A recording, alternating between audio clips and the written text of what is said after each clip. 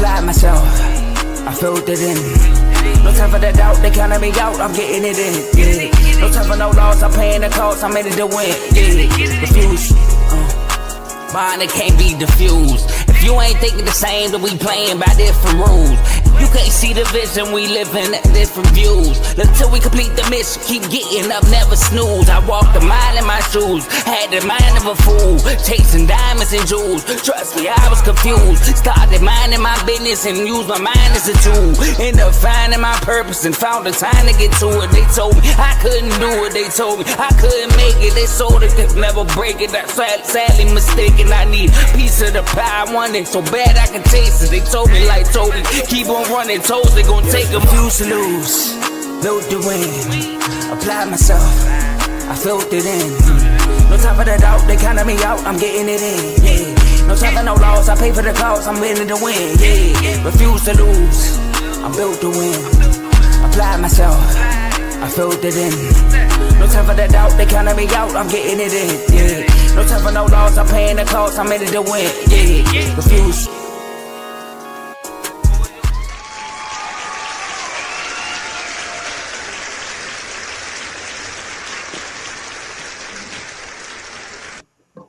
Welcome, y'all.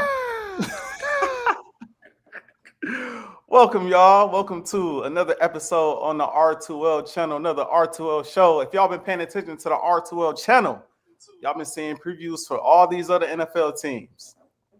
Y'all ain't seen one from the defending Super Bowl champs, though. You know what I'm saying? Y'all ain't seen one from the team that came out on top last season, the team rocking the hats and the jerseys, you know what I'm saying, the championship apparel. Y'all ain't seen that yet. So we figured we let a lot of teams get their stuff out of the way, and then we present ourselves as the current reigning, defending Super Bowl champions heading into this upcoming season. We gonna give y'all a preview. You know what I mean? Flying high into this upcoming season. Without further ado, man, I'm gonna kick it to my boys. We got Blaze when he popped back on. He kind of in and out right now. You know what I'm saying? Having some technical difficulties, but he back. He back. My bad. You good? You good? Blaze, man, how you doing today, man? How you feeling? I'm blessed, man. I'm really good. I'm trying. My bad. I'm trying to set up my camera so I don't gotta keep holding it and stuff. But I'm doing good though. Happy to be here. Hey, you an Eagles fan, man. We always doing sure. good. You know what I'm saying? Life we always great. doing good. Life For is sure. great. Yeah. For sure. And Kev, where you at, my boy? How you doing? How you feeling? I'm good, man. You know. I'm good. You know, just ready for the new season. Fresh start. No Eagle gear today. You know, season ain't start yet. So what's the point of rocking out? But I'm gonna let you represent. Oh yeah.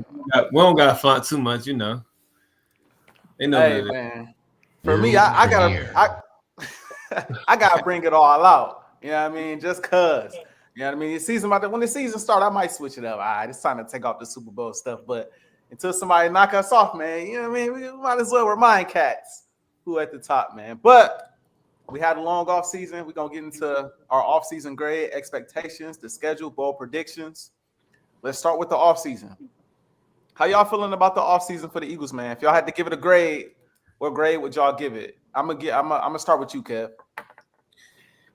I give us an A. Okay. Harry Roseman always finds a way to find a balance of not overcorrecting from what we once did when we first won the Super Bowl, how he tried to keep the team together and stuff like that. He learned from that mistake. So I feel like he's taking a different approach of remaining young and focusing on the future while also keeping the team that's still on that top tier of teams that can still accomplish the main goal that's at hand. So I like how he plugged the holes. I feel like we still have a move or two still in the waiting. I think he's still, because Harry Roseman waits to the last minute almost, like a week before it's always up to like the week before the season starts to where he may dial it back until mid-season trade situations. Mm-hmm. So right now, which I'll get into later, because you got to count the draft as well with the offseason. I feel like he did great in the draft. He picked the best players available. He did some uncharacteristic things once again by taking Jahad Campbell, a linebacker, which he never does. Mm-hmm. So, we end up getting Makuba, who's the carbon copy of your boy CJ. They play exactly the same. If they were to put on the same jersey, and if he was to put on CJ jersey and you seen him play, you wouldn't be able to tell the difference. But yeah, I give it an A. The only question mark I have is, well, I like Stain, but he still has to solidify himself as a full-time starter. Mm-hmm. So we got to see how he feels in that right guard role, as well as the corner situation. That's like the main question mark for what we really don't know is the second corner. So other than that, everything's locked in. The offense has been locked in. Like the offense is set. He didn't even have to do anything to the offense, and he still made it better. Yeah. So, I mean, I like to gave Bond his money. The D line looking just as good as ever. Our edge rushers are young. None of them are truly proven, but they've shown their flashes and they have high upside. At safety, like I said, Makuba's flashing. I know he just got hurt again recently, but I still got high hopes on Sidney Brown as well. Sidney Brown has a solid camp. So I feel like we pretty much good. The only question mark really is the other corner. And then if push come to shove, we can always put Cooper right there. So you trust him on the outside? Do I trust him? I trust him wherever they put him, honestly. Okay. I feel like Cooper is shine wherever he go, but of course, you know me, I feel like his best value is with him being versatile and being able to move around. I don't like him in one spot. I like the fact that we can mix and match him and use him as a chess piece. So I feel like that's his highest value, but I feel like if he was to play outside, he can be a very solid number 2. Okay. So, yeah. That's fair. Blaze, how you feeling, man? How you feeling about the offseason? I'm feeling really good about the offseason. Like Kev said, I think how we addressed a lot of the needs that we needed heading into the season. I don't think we left this offseason with any holes that we are glaring that we really, really need to address. So I think as a whole, I give it an A as well. We took care of the guys that need to be taken care of. Also, I like the fact that we are staying young with this team, and we're going after young guys, and we're still trying to build within the draft. We're not going out getting a lot of times when teams, they win and they're trying to get back or they're trying to stay in that position, they go around and get older veteran guys that may have been there before and could bring something different to the locker room. But even with the group of young guys we already have our identity. We have our nucleus and our guys on our defense and our offensive line, defensive line, secondary, receiving core, everything you want to name. We have our guys in there really young, so I like the way that we're keeping the team young. I like our draft picks. I like the move we just made, I believe maybe last week, or the receiver that we acquired. I like that move. It just shows us that even though people would say that we have a really, really deep offense, I like the fact that we're not letting the people that's talking defer us from still trying to get better and remain in a position, because sometimes, the talkers can maybe settle in and defer a team, and we don't really. I like the fact, what I'm trying to say is that we're trying to keep the foot on our foot on the pedal, our foot on the gas. So I think I give our off season an A as well. Forgive me though, I'm not gonna sit up here and spell. I haven't been as locked in on the off season as you two guys have been probably, but I have been seeing some of the moves we've been making, and I just like everything we've really been doing with our team. Like I said, I like the group of guys that we are bringing back. I like the fact that we took care of our guys. So, I give us an A. Hey, Blaze, I can't blame you, bro, because when you win the Super Bowl, man, you go into chill mode. I ain't gonna lie. Yeah, like, I've been on as vacation, a fan, man. like, bro, like real talk, like my guy hit me up. Like normally we talk like every offseason. He a Ravens fan, but he not like some of the other Ravens fans we know. But he hit me up like, bro, like, how you feel about the offseason? This was like weeks ago. This was before the draft. Like, what you think the Eagles gonna do? I'm like, bro, I ain't paying no attention, bro. I don't know who on the draft board. Like, man, like I ain't paying no attention, bro. Like real talk. Like I'm still sipping champagne, bro. Hey, look, you got hit with the mace. I can't tell you how much. Bro, real talk. Tell you. Like, bro, I couldn't care less. But yeah, when I dug into it though, like, and I watched the draft, and I really got into it because now I'm like, all right, we trying to repeat at this point, right? mm-hmm. So I really feel like I can't give it an A, and I really feel like I feel like it's like to be continued. Right now, I'm gonna give it a B. Right now, I'm gonna give it a B. I'm gonna give it a solid B, because even though you got a lot of young talent that you hoping to like step up, just like last year, you lost a lot of talent. Like you lost Slay, you lost CJ, Isaiah Rodgers. I really think it's a guy that he should have brought back, especially now looking at the cornerback 2 position. Like now it hurts because Keely Ringo looks suspect. I don't think he gonna earn the job. Adoree Jackson. He's sweet. If we be honest, bro, he not it. He not that guy. And he been in the division before, so guys already know that the book is already out on him, right? And then you got the guy from Oakland, if I'm not mistaken. I'm blanking on his name right now. The guy from the Raiders. Like he might be decent, but he more of a maybe like a depth piece for real. Yeah, he more of a depth piece for real. So I really don't know how I feel about him right now at the safety position. You like I said, you lost CJ. You hoping that Makuba come in and he ball out, but he hurt right now, and it's a hamstring. I know how hamstrings are. Like that's something that linger, right? And then if I'm not mistaken, about the off season, we talking about the team right now. Remember? I'm talking about, but this is a part of my offseason grade, though. You know what I'm saying? Because you can't put the injuries in there. You can't put the injury in there though, because the grade is just the Muzi man. It ain't the training camp. But see, this is the thing, though, Kev. I like Makuba. I like Sidney Brown. I still think you should have made another move for a veteran safety. I still think, me personally, bro, I think what Howie needs to do at this point, just to solidify, you need to do one or two things, in my opinion. After watching preseason, after watching how everything has fallen out, the way the division looked, the way the NFC looked, you need to either go and get Justin Simmons, or you need to go and get Gilmore. That's what I would do. I would do one of the two, bro. You have to solidify, because going into the season, those two positions are the most glaring holes on a team in my eyes. Now, these young cats like Makuba could be fine. You know what I'm saying? He had a pick 6 in the preseason. He could be healthy. He could be great, right? Adoree could have I don't even know. He could have a great season, or Coop could get moved to the outside. Like it could work. You know what I mean? Like Fangio could find a way to make it work. But to solidify at least one of those holes, if I'm Howie, that's what I'm doing. But I'm giving him a B because I do like what he did in the draft. You know what I'm saying? I think Ty Robinson is going to be a sneaky good pick. I like what I see out of him. Obviously, Campbell is going to be a dog. I like Makuba. So I like what he did in the draft. I love the fact that he re-upped Saquon, because that was a big thing. Just establishing the fact that if you come to Philly and you ball out, you getting paid. Ain't going to be no Michael Parsons. Ain't going to be no Terry McLaurin. You come to Philly, you ball out, we gonna give you that money. You know, it ain't no problem. So I like that. I like that precedent that he established.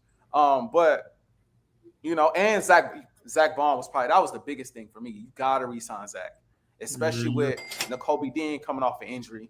Like you gotta re-sign Zach, all-pro player. So I give it a B, and I feel like there is room. Like as the season progresses, I might look back on this and be like, all right, Howie, it was an A because the young. Makuba ended up being a dog, and Adoree had a year, or you move Coop out there and it worked out. But looking at it right now, I'm like, bruh, Dallas got pickings now, bruh. Like that's facts. That boy, Adoree, week 1 could get exposed quick, and we can't put. I mean, unless CD in a slot all game. Let's just say he in a slot all game. You got Coop for that. Like maybe then you can put Quinyon on that side, and he did with Pickens. But if they both on the outside, it might be an issue for Adoree. So I don't know. That's just how I feel. That's why I give him a B, bro. It's not, but it's not a lot of teams that ain't got no holes. So the off season not over yet. That's how we, bro. That's true. Listen, we going off of what it is right now. You know what I'm saying? Right in this moment. We can only go off of what we know. Of course, I expect Howie to do something before the season starts. Or, mid-season, he like to go and get in the Dominican Sue and Linval Joseph and, you know, he liked to make moves throughout. Go and get what was the buddy name from Tennessee? We got Kevin Byard a couple years ago. Yeah, like it was like, nah, all right, this ain't cutting out. We're gonna cut ties with that. Exactly. So I'm not too mad at it. You know what I'm saying? I expect Howie to be Howie, but just looking at it right now, I can see where teams could look to exploit us. But every team got holes, though. I feel like every team got holes. There's no perfect team out here. Yeah, last year we came into the season last year. Nobody thought our rookies was gonna ball out like that, especially the ops. We tried to tell them we had some youngins. Oh, y'all rookies. All right, these rookies are good. Yeah, yeah. I know. See, I knew Quinyon was gonna be like that. I told you Coop was gonna be like that, but just not on the outside. Yeah, facts. I thought Coop was gonna be decent. I didn't know he was gonna be a top 60 player. Nah, can't nobody predict that though. That was crazy. Can nobody do that? Yeah, that was crazy work. He said, "Thank you, AJ." Like you're the only one that said something realistic. That's because AJ put in injuries and all that. Without the injuries, I think he'd probably still give it an A. An A plus would have been him. Because when you said something about the safety, right? I'm thinking like this. Mm-hmm. Originally, they started putting Cooper at safety. So what they're doing is they know that Cooper can play all these positions. So what they're doing is they just seeing what they have and just knowing that whichever way they gotta go, they can put Cooper in this spot. Like at slot, McWilliams, the rookie we picked up, he been playing really well in camp. He can play in the slot. In place of Cooper, if we was to move Cooper to safety. And then on top of that, say it can't be an A plus of what we lost. We were supposed to sign anybody back. They would have said that after last offseason, and isn't the Super Bowl A plus? It would have been. So what I will say, not to cut you off, Kev, but what I will say is how we lose people every year. We lost Hall of Famers last year. Like what are we doing? Facts. And how what are we doing? To your credit, now if I'm not mistaken, in 2017 he said he made a mistake because after that Super Bowl run, he re-signed everybody. Yeah, and we end up being trash. People. Keep trying to run it back. You gotta cut ties with people. Like so, and then like in every spot we got an ace in the hole, like Jahad Campbell. Jeremiah Charter been playing well, but we got rookies who've been balling. So they got to find that balance of do I play this guy from last year or do I play the rookie? And these rookies are showing that they deserve to be on the field. So I just like last year. I like the depth that we had at the DB. They gave themselves a B plus. They talking about us giving ourselves an A. Come on, man. Come on, man. Get out of here. Yeah, we still lost guys, Joe. Yeah, everybody lose guys. I mean, we lost heck of guys. Just because we got Saquon, don't make it an A plus. Saquon don't feel 100 holes. We lost some key guys. Yeah. We lost Kelsey. But we ain't gonna make it. Facts. People ain't think we was gonna recover from losing Kelsey, bro. People ain't think that was gonna happen. We got two guys to fill that gap now. Right. So, exactly. And got better receiver, you ask me, because Dawson, for real, he got there late. It took him a while to catch him. We wasn't even using him in the offense. He was just the decoy. He wasn't really getting no passes like that until the end of the season. Right now, they saying Dawson looking great. I think Dotson guys. I think Dotson gonna be. So now we gained another piece of the offense on top. Thank you, Commanders. Yeah. On top of me, right. These Thank guys you, gave themselves a B, and we got receivers to let them hold for a second. Like y'all gonna borrow him because y'all really only got one guy. But I ain't gonna go there. I'm sorry, I ain't gonna make it about them. But only thing I'll say before I move on to another question real quick. That's you, Joe. Same lines. Right. The one thing I liked last year, we had Slay and we had Isaiah Rodgers and we had Ringo. Like, I just feel like that depth, like we went there because Rodgers ace in the hole for a fact. Right. Like when Slay went down, we had Isaiah Rodgers come in. He filled in nice. Slay was in and out all year. Now he left every game. He played like an all-pro in the playoffs, but like he was in and out. You know what I mean? Right. So like this year, I would hate, bro. Worst case scenario, and we not speaking injuries, but we talking reality. Worst case scenario, somebody like Quinyon go down for 5 games. That's gonna hurt us. That's tough, bro. Because then like who? Yeah. And that's why I'm saying, bro. That's why I'm saying. That's why my offseason grade is a B. Because I think you got to have at least one vet in there at that safety, or because at least a safety could, all right, we're going to make sure nothing going over the top. We good with stuff going over the top of our head. Or if you put him at corner, all right, if we lose Quinyon, at least we got somebody like Gilmore that can hold it down for a little bit. You know what I mean? Until Quinyon come back. You know what I mean? So that type of thing. And then we got the boy from the Raiders. He could fill in. So we just have more. I just feel like we need a little bit more depth. Not fair. We was the same way wide receiver last year. When AJ and Smitty went down, we had nothing. That's facts. This year, I like our receiver depth though. Yeah, I do too. I'm just saying though. But last year, AJ who coming in? Johnny Wilson. Yeah. Yep. Who couldn't catch. Prayers for him, man. He just went down with the season in the injury too. So it was perfect. It was perfect timing, unfortunately, for us to even pick up another guy. Before we get to expectations for Hurts, I want to ask you while we talking about the offseason a little bit. I want to ask y'all how y'all feel about Kevin Patullo as an offensive coordinator this year. How y'all feel about his year? And that's for either one of y'all. Either one of y'all could take that. I think he's gonna be cool. I think it's gonna be. It's gonna be different, of course, because it's a different coordinator. But I think it's gonna be cool. I think he's gonna be able to utilize our guys and get the most out of them for real. I think it's gonna be. I don't think we're gonna really drop off from what we did last year. I mean, I don't. Of course, Saquon. I'm not expecting Saquon to get another 2,000 per year, but as far as like a drop off, meaning like our balance in our offensive game, I don't think it's going to drop off too much. I do think maybe we will be a little more pass happy than we was last year, but I think he's going to be solid. That's fair. Kev, what you think? Let me adjust this. Go ahead. We're gonna spend too much time on the ops, man. Remember, they can't rock these hats. For them to say we don't have depth in a lot of positions, they can't do it. We really don't have depth. It depends on how you define depth. Because at corner, we don't have a superior guy other than Quinyon. But then again, we do because we got Quinyon and Cooper. People forget that Cooper's still a corner. So leave that alone. And then we got the other guys, but the other guys, the floor is still higher than most. Like their third or fourth corner is not even close to our third or fourth corner. There's no comparison, first of all. And then the other positions, we're deep. At O-line, our second O-line is just as good as most people's starters. I don't have time for that. But, and then also the guy said, I don't know the guy. I mean, we didn't know Nick Sirianni when he started. Look where we at. But Patullo, I feel like Patullo does not have there's no mid-level expectation for him. He's either going to boom or bust. For one, like Mark said, you never heard of him. Well, you haven't because he's never been an offensive coordinator before. He's never done what else? This is his first time on the job. He was with the Colts, but he was always the guy like under Nick Sirianni in the sense. He wasn't exactly under him, but he was always like a few steps behind him, but they were close. So Sirianni brought him along to Philly from Indy. But the guy is highly intelligent. I like how he commands the press conferences. He's been around when Sirianni became the head coach. He was everybody took on this trend of having an assistant head coach. He was the assistant head coach from day one, without all the so-called experience that people like to have. What was I gonna say? Mark just threw me off, my bad.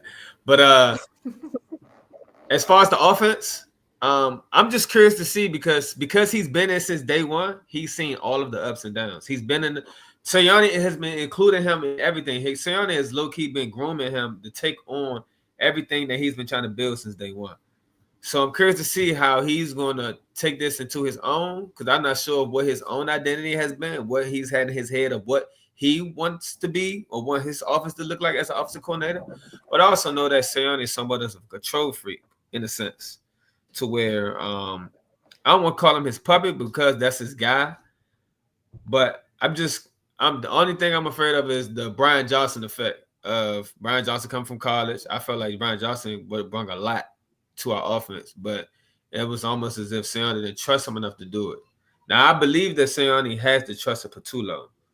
So, depending on what Patullo brings to the table, we'll see what gets, fully acclimated into the offense. I'm hoping that he holds over what Kellen Moore brought to the offense was the motion to the offense. We wasn't doing that at first. Nick Sirianni, it's also a known fact that Nick Sirianni is not a fan of motion. He feels like it's a bunch of window dressing.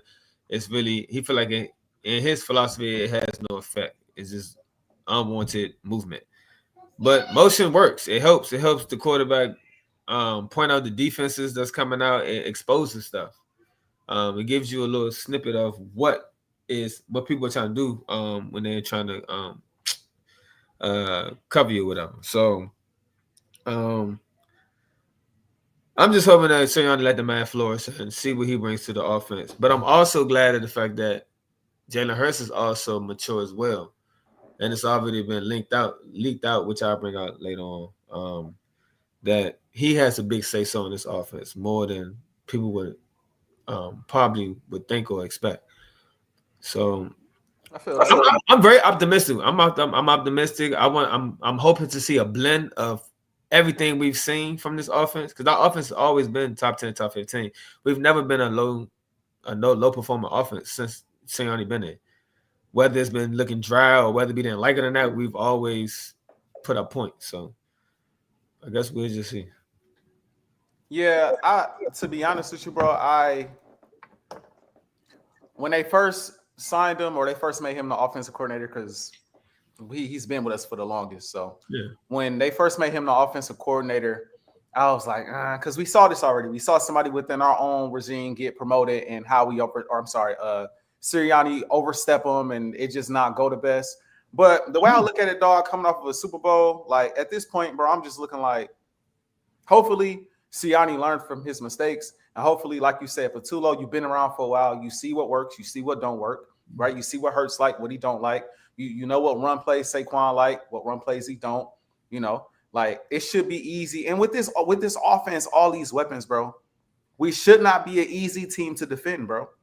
Like thinking back to 2023, it's just it boggles my mind that we could have Hurts at the time, even Sanders, right? Or no, I'm sorry, Swift, AJ, and Devontae, and teams have an answer for us defensively. Bro, we got too much firepower for teams to know what we gonna do before we do it. And to be able to still be able to stop it. But when we played the high level team, when we played the Niners and the Cowboys, downhill, bro.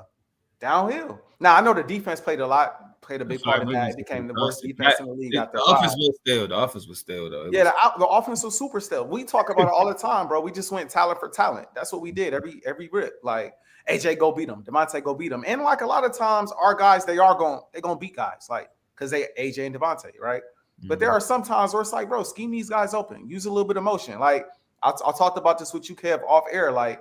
We ran them plays in the NFC Championship. We're probably not going to see this again, but them plays where Devontae was catching like random like pitches and stuff like that in the backfield. Goddard was catching. I forgot to even mention him. Goddard catching pitches and stuff in the backfield, like just keeping defenses on their toes. Like any one of them players go in motion, bro. The whole defense looking. Whether it's Saquon, whether it's Goddard, whether it's AJ, Devontae, you got to pay attention to anybody that go in motion. So it's like it should be real hard to stop this. So I think it's a real hard job at this point for him to screw up. And you've been around for long enough. He gonna have his moments, just like any offensive coordinator. They're gonna have moments where it's like, bro, what you doing? But I think for the most part, he should be all right. I think he should be all right for the most part. But I want to move on to my dog, man. I got the jersey on. You know what I mean? I got the jersey on right now. Yeah. Expectations for Jay Hurts, man. You know what I mean? Reigning Super Bowl MVP, All-Pro, perennial Pro Bowl player. It's been a lot of talk about him this offseason. Is he top 5? Is he top 10? Is he top 20? Is he the reason? Is he the guy carrying? Is he just along for the ride? What is he? Is he elite? Is he not? Just want to ask y'all, man, what do y'all expect from Jay Hurts this season? Blaze, we can start with you. My guy, Jalen. I expect All-Pro. I expect MVP conversations. I'm not really going to throw any numbers out there as far as what I expect statistically from him. I do expect the low turnover ratio season as far as the interceptions. I don't expect more than I'm gonna give him no more than 6-7 interceptions this year. But I expect him to take a leap and all around in his game. Because for me, it's just like his mentality. Um, it just anybody in anything, well, in any sport, in any facet of life, anybody with a mentality where it's just like they want to get better, they want to get better. It's like they're never satisfied, they're not complacent. It's like it's nothing you can do but get better. You know, like barring any injury, barring any setback physically with Jalen Hurts, um, he he could go far. You know, he could go really far, and in the league. And I just I just think that I think he's going to just have a really really great season. I think he's going to prove a lot of his critics wrong, even though he doesn't really care about his critics because he plays in a way where whatever is best for winning, whatever the team requires for that specific game is what he's going to do to make sure the game is won. If he has to ball out for 300 plus yards, 4 plus touchdowns, he will do that. If he has to throw for 185, 2 TDs, he'll do that. You know, whatever the game requires. That likens me a lot to Tom Brady. I've seen Tom Brady in his earlier years where the numbers didn't jump out at you, and guys were very critical of the way he played because he was always such a short yardage QB, dink and dunked a lot, and people always say he had like a really really great defense, and that's the reason. And also, so that's the reason why he was winning a lot of times. But Tom Brady always made the plays to be able to win the game, and his mentality was always top tier. And I feel like over that time, with him being able to, because the thing is, I feel like you have to have the fundamentals first. And one thing Tom Brady had down pack of work was the fundamentals. And you put the fundamentals with the mindset, that's going to take you as far as you want to go. So I think what we will see from this year from Jalen Hurts, I think he will elevate his play as he did last year. I think he will become an even smarter QB as far as IQ, decision making. Sort of back to his 2022 year where he was making top tier great decisions, wasn't turning the ball over. If it wasn't there, he was throwing it away. He was pulling the ball back. He was using his legs. I really expect sort of mistake-free football from Jalen Hurts this year. I expect him to be all pro. Like I said, I won't throw how many touchdowns I think he would throw for. I don't know how many yards he will get, but I expect a really, really exceptional year from him this year. I think he's going to put a lot of people on notice. I expect him to be in MVP conversation. I expect him to go back to the NFC Championship game, and I expect us to go back to the Super Bowl. I like that. Kev, what you got? Expectations. I'm gonna start off by saying this. I ain't gonna put no more. Turn this air off real quick. Go ahead, Kev. I ain't gonna put no more expectations on my boy than he don't put on himself. So for me, the expectation is just to win. Point blank, period. Like Dino said, last year I saw Hurts make leaps as far as IQ wise. I feel like he took more command of the offense as far as the things that people don't pay attention to. Guys look at quarterback, all you know is throw, catch, whatever. I feel like Hurts took full command of the offense as far as getting out of plays, putting the offense in the best position for whichever is the best play to be called at that particular time. I feel like a lot of passes got turning arounds due to Hurts. A lot of Saquon Barkley's success is due to Hurts. With that being said, like Dino said also, I do see him being an All-Pro. MVP, he should be in the conversation, but I don't think that's his goal. That's just me. I feel like he's going to shoot for the stars, and then he going to, whatever comes with that, he'll take it on. With how much we used Saquon last year, I want to say that we're going to pass more, but with how we've came into this offseason, I'm not 100% sure because I coordinated Patullo, which I think he got a lot to do with this. Is the fact of Cap. My bad. I'm not entertaining. They're gonna win 14 games. You have nothing to say to me, bro. Cap. I watched that man did almost. I almost swore that man did not rush for 2,000 with Daniel Jones. I just want to say that. Go ahead. At all. My bad. And then he did it with ease with us. He sat out games. He passed yards up. As a matter of fact, I'm gonna wait. He ain't gonna go there. You know what I'm saying? Yeah, go ahead. He Olay yards. You know what I'm saying? Let the youngest eat. You forgot that Enough quote. food on the Let table. the youngest eat. right. But I do see Hurts taking the lead with actually targeting the running back more. So I feel like Saquon, whether he's running or catching, his usage rate ain't gonna change. But I feel like Hurts has always had it's never been a part of his game to dump the ball off to the running back. Like he's had pass catching running backs his whole career, but he's never utilized that part of the offense. I remember when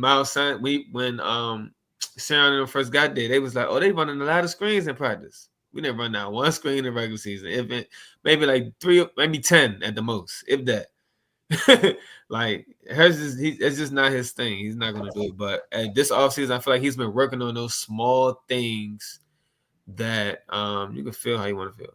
But he's been working on those small things that not really a part of his game. Getting the number 3 wide receiver involved. And also with all these injuries going on and with them putting bubble wrap around out of our top guys, he's building relationships with our 3rd, 4th string receivers, which Hurts doesn't do either. He likes to target his guys. Mm-hmm. He has all the chemistry in the world with AJ. He has all the chemistry in the world with Smitty.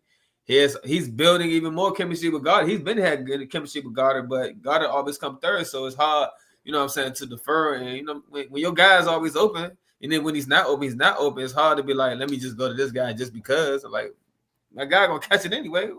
Right. What am I doing? But he's been building a strong relationship with Goddard this now. And then Goddard even leaked out that it's to the point where they're putting their own stuff in, like they was doing last year. Because I remember when Kenny Pickett came in the game and he was like, it's some stuff that's in the offense that Kellen Moore didn't even know. He tried to go to Kellen Moore, was like, what's going on with this? He's like, I don't know nothing about that. That's a Hurts and AJ and Smitty and however them thing.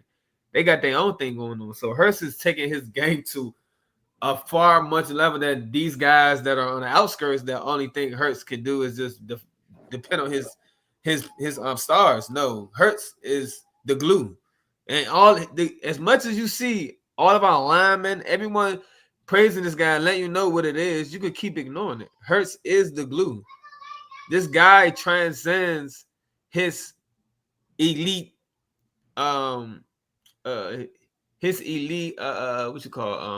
attributes that y'all say he don't have. His elite attributes, the fact that he's going to do whatever he can and do to make this team the best team it can be. Whether it's the defense, offense, whatever, how the offense complement the defense, all kinds of things. Controlling the tempo, all that stuff.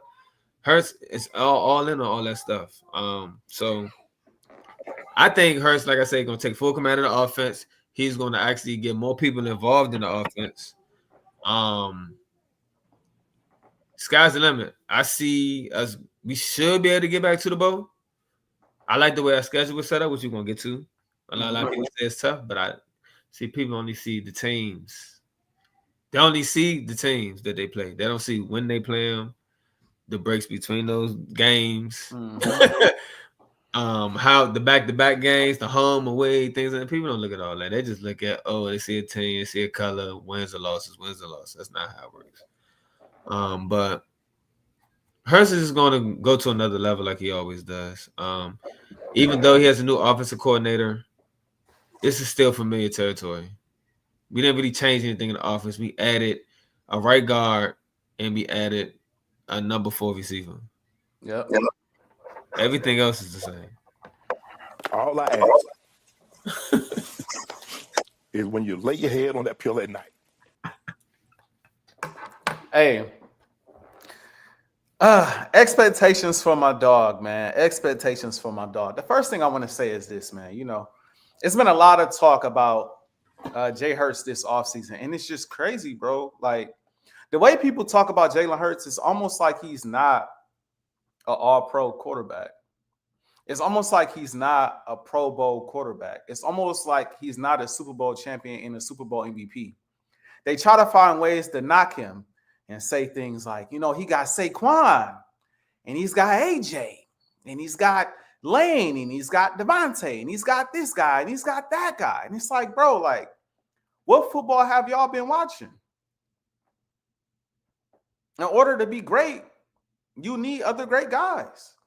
I look at guys like Kurt Warner, Hall of Fame quarterback, best show on turf. The man had Marshall Faulk, Isaac Bruce, Torrey Holt, a great offensive line, a playmaking defense, great coaching. I look at guys like Peyton Manning, who had one of the best offensive lines in the game. He had Joseph Ajae at one point, right? You know, he had Marshall Faulk when he first came into the league. He had Reggie Wayne and Marvin Harrison and Dallas Clark and, I mean, a playmaking defense, right? Like, you look at some of the best quarterbacks. Joe Montana, one of the greatest quarterbacks to ever play. Was he not throwing to the greatest receiver ever? I mean, come on now, bro. Nobody hold that against these guys, though. Nobody hold that against these guys, bro. Nobody, bro. Even you looking now, I know Joe Burrow don't have a great defense, but he is throwing the ball to Jamar Chase and T. Higgins. Like, that is a thing, bro. His offense is great, right? Like, you look around, bro, like a lot of these guys, a lot of these quarterbacks, a lot of these Hall of Fame quarterbacks, bro, they've had great receivers, infinity stones, as our boy Chris like to call them, as guys to throw the ball to or to hand the ball off to. At the very least, they had elite coaches. Elite coaches. It's only two quarterbacks off the top of my head I could think of that were legendary quarterbacks that didn't have a ton of weapons at all times. That's you don't Brady. have to explain that, bro. You don't have to explain that. Hey, I'm getting somewhere though, Kev. That's how you play stupid when it comes to that. Man, that's Brady. that's Brady, because Brady's the GOAT. He can throw to anybody. I give Brady that credit. And Mahomes has shown me, like, it really don't matter who out here. I'm gonna come out here and do my thing. Everyone else need great guys to throw the football to, and in most cases, great guys to hand the ball off to get to one Super Bowl. Forget multiple. Just to get one, you need great guys around you. And then people don't talk about this either. All of the guys that we have on our roster, I talk about it all the time. I'm glad we got 36 people in the building. Welcome. Hear me out. Hear me real clear. These guys that we have on our roster benefit from Jalen Hurts the same way Jalen Hurts benefits from the guys we have on our roster. Bing bang. Saquon Barkley, great talent. Nobody's going to deny his talent is amazing. He wasn't rushing for 2K in New York. It wasn't happening. Some of that is the offensive line. Some of that is Jalen Hurts being cerebral at the line of scrimmage and being a threat to run with the football. That has a lot to do with it. Let me finish. Let me finish. I'm cooking. I'm sorry. Go ahead, cook. My bad. AJ Brown was not an all-pro receiver before he came to Philadelphia. Let me repeat for the guys in the back, the ladies in the back who don't hear me clearly. AJ Brown was not an all-pro receiver before he came to Philadelphia. That's a fact. Since he's been in Philadelphia, 3 years, he's been an all-pro player all 3 years. Top five guy in the league now. Playing with Jalen Hurts. Devontae Smith, we all know Devontae Smith is that dude. No shade at Devontae Smith. I'm not throwing shade at any of our guys, right? But Devontae Smith came out of college. He was drafted. It's a rare situation. Got drafted to the Philadelphia Eagles. He was playing with Hurts from the jump. From the jump, he was playing with Jalen Hurts. But Devontae Smith in his rookie season set the record for the most receiving yards as a rookie in a Philadelphia Eagles uniform. Like, he has that record. Then the following season, he set the record for the most receptions in the Eagles uniform. That's more than AJ. That's more than T.O. That's more than whoever else you want to name that played in the Eagles jersey. Devontae Smith set that record, catching passes from Jalen Hurts. And then we see how the Eagles look when Jalen Hurts ain't available. It don't quite look the same. They don't win the same amount of games. We saw Sanders have a career year with Hurts. You know we saw Swift have a career year with Hurts. You know I mean, come on, bro. Like, like it's just like it's not a trend. Like it's just Saquon. Like, no, Miles Sanders was on the Eagles roster before Jalen Hurts got there and did not rush for 1,300 yards, bro, until Hurts got there and had his best year as a starter. Swift was in the league before he came to Philadelphia. He did not have the same season he had in wherever I think it was Detroit, as he did playing alongside Jalen Hurts as a threat to run the football. Rushing. So at some point, bro, we got to call it spade to spade and say, like, all right, clearly Jalen Hurts benefits from these guys. These are great players. But these guys, they also guys in part because Hurts getting them the ball and being cerebral at the line of scrimmage. I just wanted to get that out there. Now, expectations. I'll make it quick and I'll pass it back to you, Kev. No, you good. I just want to say one thing. I don't hit that. Expectations for my dog, Jalen Hurts. We've seen Jalen Hurts do it all. So if you hating on Jalen Hurts still to this day, you just gonna hate on him forever because the roster not gonna change. Like, how we gonna be around? Like, guys in a prime right now, we gonna keep winning how we win. It just is what it is, right? And I expect Hurts to continue to do what he does best, which is find ways to win. The one criticism I have for Hurts, and I got to be honest about this, got to call it spade to spade. The one criticism I have for Hurts is I just want to see a little bit more consistency on the regular season game in, game out basis. That's it. Like, he has these moments where he, like the Steelers game, right? Steelers game, he go crazy because everybody talking crazy about him. So he go nuclear on the Steelers. He has the NFC Championship game. He has the Super Bowl. He has these moments where he shows us like this is who I am. This is what I could do. This is what I bring to the table. Like he's shown us that several times, right? But there are moments like the Panthers game where it's like, yo, what we looking at today? Like he just seemed a little off. Like what are you doing out here? Like it's moments like that where I think that's you. I'm gonna mute you for a second, Blaze. He has moments where it just seemed like I don't know if he struggles to see over the line or like he just overthinking things. I know having a different offensive coordinator kind of throws things off from time to time. You trying to learn different things on the fly, so I know that is a thing. So I don't hold it too much against him. And at the end of the day, he gonna always make the play to win the game. But this year, I'm also not gonna throw no crazy numbers out there. What I'm gonna say is I want a consistent and aggressive Jalen Hurts this year. I think there are times where the defense balling out, the running game going crazy, I'm coasting. And I get it from the mindset of like, I don't need to do too much because we winning and the goal is to win. I don't need to do too much. I come out here doing too much and I mess around and I turn the ball over. It shifts momentum of the game. I fully understand that. But there are times during games where I just be wanting him to put his foot on the gas a little earlier. Like most notably that playoff game against the Packers. He put his foot on the gas when the Packers caught up and they start scoring. Can't use that, bro. But before that, the defense was balling. He was kind of coasting. This year, bro, we have such a potent offense. He coming off of winning the Super Bowl, being Super Bowl MVP. I want him to come out here and just be aggressive week in and week out. And like somebody said it up here in the comments, and I want to go back to it. I think he said something along the lines of, I don't know if he's going to throw for 1,800 yards or 3,600 yards. I want to find it. I don't know if I'm going to be able to. But somewhere when has Hurts ever thrown for 1,800? He just, there it is. But he was just saying in general, like the numbers not going to matter. He just going to ball. Like, oh, yeah, of course. I'm 100% cool with that. I understand what you're saying. I feel like because Kevin, my last thing, that's the one thing that people hold on to. That's the one thing people can't hold on to because you can't say he can't win. You can't say he can't be one of the best in the league. He's shown he can do that. You can't say he's not good enough to win a Super Bowl. You can't be naive and say he can't read a defense. He can't run. He can't throw to the ask Chris. Shit. The only thing in some conversations that separates him from like the Lamars, the Pats, and the Josh Allen in some conversations is the consistency in the regular. That's it. If he's consistently the guy we saw in the NFC Championship game and the Super Bowl, it's lights out. It's lights out. For me, I feel like it's a how can I say, everybody got that thing with them. Nobody's perfect. I feel like for Hurts, he just feed off the negativity. It's like one of those, he get in a chill mode. You could tell he got an ego problem in a sense where he be feeling himself. You can see like even when fans come up and be too hype, he be like, and he just duck off on them like, I ain't with that. Or like when they did the offensive line thing, they was drinking the bed. He had the like suit on. He said he broke the bed, pulled it on landing. Like, nah, I ain't with that. Right. You know what I'm saying? So you can tell he got an ego to him, but he doesn't flaunt it. He's not gonna throw it in your face. You just gotta like catch him in the moment. But yeah, for that, I just feel like Hurts just feed off the negativity. I feel like he's been doubted so much to the point where he just get a high off of.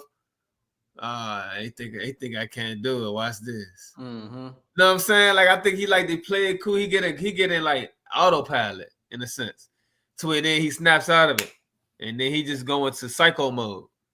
Yeah. It's like what's the name? What's the 21 Jump Street? What's the name of the stuff they was doing? Whatever. Wi-Fi. It's like like that's just what come with him, man. I mean, he even kills, so I mean, that's how it's gonna be. You know what I'm saying? Sometimes when you what you call it, when you're not he's like a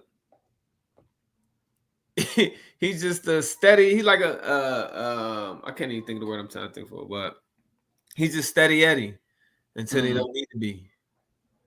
That's fair. Nah, That's he like fair. he like Apple, he like Apple stock, bro. Like Apple stock is just steady Eddie. Like you might get tired of it. You want a big return, and then as soon as you sell it, it take off for a minute, and then it go back flat again. But it ain't never. It don't never. You're not gonna lose the money on it, but sometimes you want that boost. You want that 100%. You want that Nvidia flip. You want that Tesla flip. But you know what comes with Tesla? You know what I'm saying? You're gonna lose a lot too. So that's just hurt me. You know what I'm saying? So the longevity, you just got pause, enjoy the ride. That's just what it is. It ain't for the outsiders to be a part of it because you're not a part of it. You just gotta sit back and that's all you can do. So stay healthy, be consistent. I want to see the J Hurts that we saw from the. Go ahead. No, my bad. One more thing. I did call Saquon Barkley running for 2K, and people thought I was crazy. You did say that. You did. It was on live, and I was in the comments. I think Saquon Barkley can throw for 2K. I think AJ can get 1,000, and I thought Smith. I think Smith get 1,000. No, he missed time though. Both of them missed games. Both of them missed time. We was close. I said I think they both can get 1,000. He can go for 2K. He still got that 2K. They thought I was tripping. How y'all gonna get 2K if y'all got them two receivers? Yep. What? And he left some on the table. But that is as well as I wanted to say that. Oh, it's also been said that we got a guy, Elliot Sher Parks. Shout out to him. You know what I'm saying? He's like one of I don't know if any other guy from any other team does this, but he keeps stats for practices for whatever reason. And from as a former football player and stuff like that, it's good to know for the fans and stuff like that for sure. And Hurts be killing a lot in practice. But then when he has his down days, whatever, it's kind of like guys like, oh, he got a bad day, da-da-da-da. But what I've been told from one of the top guys that follow our camp, which I know you're not too much of a fan of, that's because you think you're going to get hurt, Dave. Get out of here. But John McMullen, who's very consistent. You don't like him, but he's not a fan favorite because he don't sugarcoat, bro. Right. That's why I respect him. I've been watching him for a while. That's why I respect him because he's very blunt about whether he thinks something's good, whether he thinks it's a red flag. He's very informed with everything. He get inside information from the coaches and all that. And he doesn't even like the stat. He's like, man, this guy with the stat, man, y'all follow that. Y'all can believe that all y'all want. And he straight up was like, this is the best offseason that Hurts has had as an Eagle. Straight up. And he's not the biggest Hurts fan. He steady Eddie with it. He don't give him too much praise, but he's like the guy. He's a winner. He does what he does. He is who he is. He's not Burrow. He's not, you know what I'm saying? He throw those quarterback names out there, whatever, and saying that Hurts him and talks about this and the third. But for what we do, Hurts is that guy. And this is the best offseason that Hurts has had. As far as practice, preparation, all those things. So I can't wait till the season starts. For sure. I also want to point this comment out because we don't talk about this enough. This was, and me and Kev talk about this all the time. This was his first year taking care of those blocking assignments and things of that nature, changing plays at the line of scrimmage without Kelsey being there. That was a big thing this year, bro. People thought we was gonna fall off without it, and now we got it. Exactly. And I also want to point this out because I know Dave, I don't know if he said it in a trolling way because of Madden or if he just said it just to say it, but I do want to point this out. I do believe this. Obviously, it's going to be hard for Saquon to rush for 2,000 this year. I think teams are going to stack the box a lot more this year. So this is why I say this though about Jay Hurts this season. 101. This is why I say consistency because it's going to be there every week. As long as Saquon healthy, bro, you're going to get the matchups that you want all year long. So I want to see more of NFC Championship, Super Bowl Jay Hurts this year. consistently. I ain't saying it's gotta happen every week because that's unrealistic, right? I know But that. I want to see more of that. You know what I'm saying? That's the one thing I can say. Like, all right, and people also forget he's still young, bro. He's 27, but still young as a pro. One could argue he's not even in his prime quite yet. One argue that he's gonna have his second contract before he's 30. Yeah. Some guys gonna be 30 when they get their first. That's facts. That's facts. Knocking on the door. But let's get to this schedule, man. We don't want to drag it on too long, man. Let's get this schedule up because I want to ask y'all how y'all felt about it. Wins, losses. You know what I'm saying? I don't know if y'all want to go game by game, how y'all feel about it, or just point out the games that. No, we can go game by game. Everybody else did it. Why can't we? Okay, that's fair. That's fair. Okay. I'm gonna let Blaze go first though, because I know he got his time. He got time. That's why I brought that up. I know if you know what I'm saying, but let's rock out. How you feel about week 1, Blaze? Can y'all hear me good? It's a little like cracking, but I can hear you. Yeah, right. Yeah, it's a little cracky. We can hear you though, yeah. Yeah, I feel like it was tripping on my end. Oh, it is. It's cracking. Yeah, it's cracking like a mud. Snap, crackle, pop. I don't know what that is. You on your phone, aren't you? Yeah. Mm-hmm. Probably gotta come back in. Okay. I did that already twice. He did. Y'all gonna make a desk program with it? Might as well. I mean, might as well, bro. It's you know what I'm saying. Might as well try to at least say it and then just move on to Kev. I don't know. My bad. We sounded so crazy. Hey, he said Bluetooth. You got to connect it to the car. Disconnect it from the car. No, I just turned it off, but it probably still sounds like that. It's a little better now, though. Better, yeah. Just leave it, come back since you disconnected it. My bad, y'all. I'm about to leave it, come right back. My bad, y'all. Okay, all right. That's cool. All right. Week 1? Yeah, week 1. How you feeling about week 1, Kev? Everybody know how I feel about week 1, whether it's us or anybody. I don't like week 1. I just feel like it's preseason and we the least. We don't play none of our players for real in the preseason. So with that being said, I know Tomo and them was talking about the preseason stuff like that. They still haven't signed Mikey yet. I don't know if he's gonna be available. The biggest matchup is gonna be about Pickens, to be honest with you. It's week 1. We putting our banners up. That is gonna be hype. That can't play in a however long. I like our D line. I don't like their O line, to be honest with you. They're still patchwork, if you ask me. I feel like it's gonna be a gritty game. It's gonna be ugly. One of them ugly playoff. It's gonna be like ugly, like one of those preseason full games.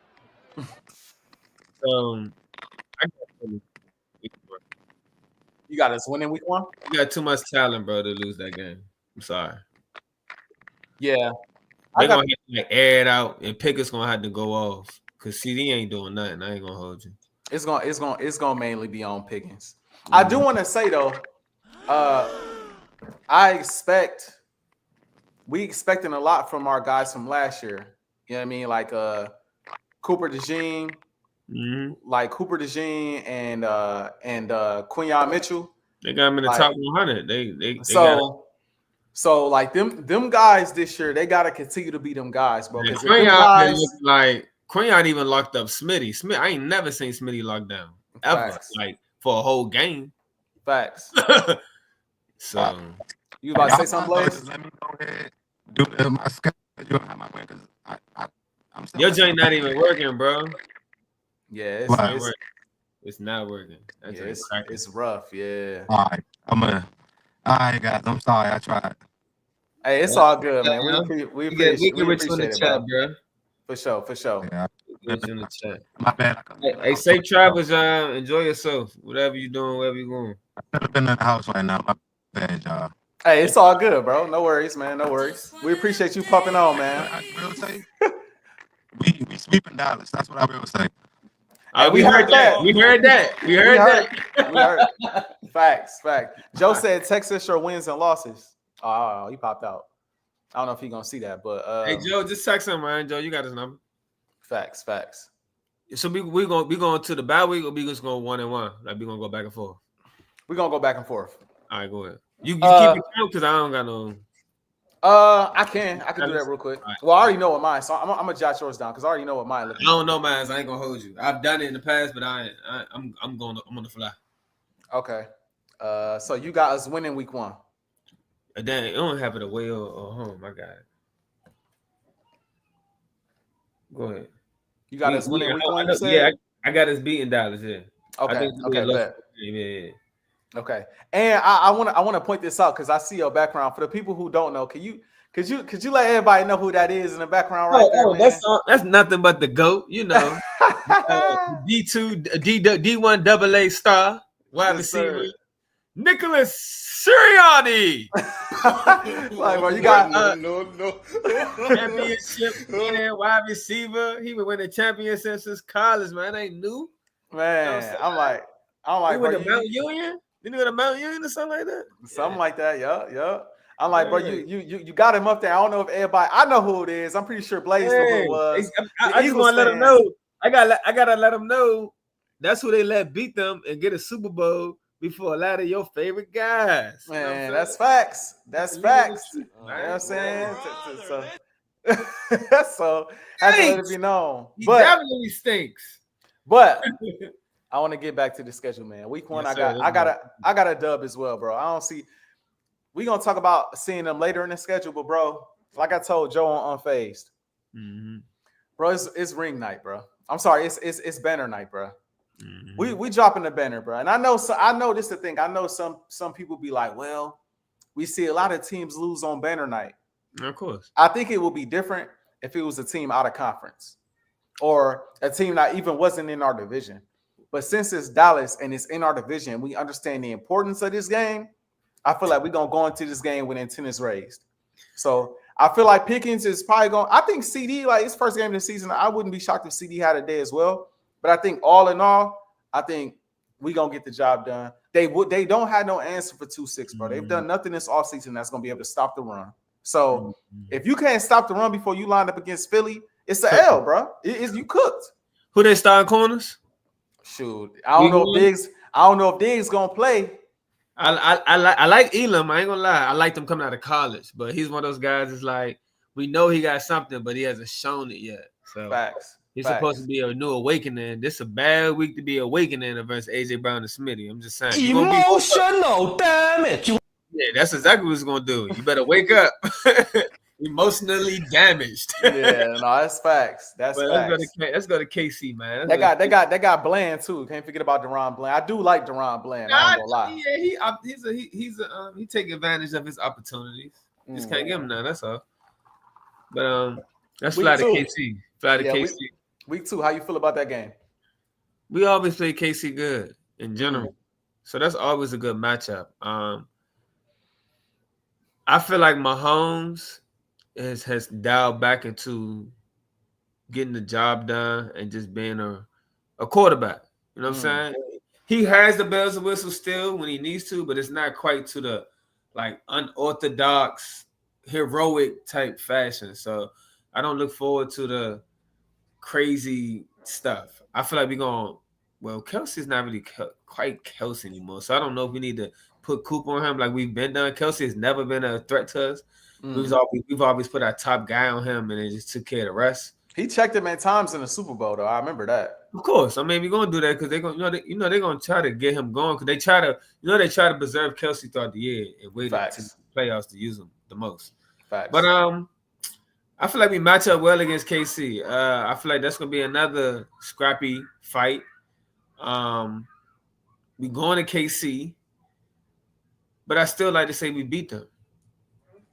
I don't think they made enough moves or anything great to where I feel like they've really made a separation or just like, we need to be on point to the point where I feel like we can get them week 2 as well. I think they're gonna give us obviously a tougher run than they gave us in the Super Bowl. Obviously, I was saying this before, and I'll say it again. I don't like the fact that we keep having to play them in KC. They don't never come to Philly. I don't understand that, bro. Yeah, that is crazy though. Yeah, they never come to Philly. We lost to them in the Super Bowl. You know what I'm saying? We got to go to Philly. We beat them in the Super Bowl. Or I'm sorry, we got to go to KC. We beat them in the Super Bowl. We got to go to KC. It don't matter what happens.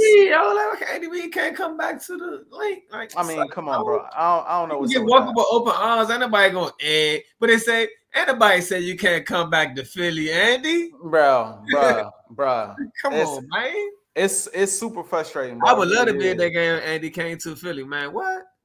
right. Just, you know what I'm saying? But I say all that to say, I think we're gonna beat them too, bro. I think we're gonna beat them as well. Like I think they're gonna come into that game ready for us for sure. But I feel like we're gonna be wanting to assert that dominance again. Let them know, like, bro, that wasn't a fluke. Like we are the better team right now. Like we flat out better than y'all. Like and it's gonna be what's gonna be interesting. What's gonna be fun to watch is what adjustments are they gonna make coming off of the Super Bowl? Are they gonna try to play us defensively the same way they did before? That's gonna be interesting. Crash out on Saquon? Are they gonna crash out on Saquon again, or are they gonna try to put more guys in that secondary to deal with Hurts? And then let Saquon cook them. Like I thought he was in the Super Bowl. That's gonna be interesting. That's gonna be a nice chess match to watch, bro. Like how y'all gonna play this, bro? Because now, and this is the thing, and I want to point this out. Mm-hmm.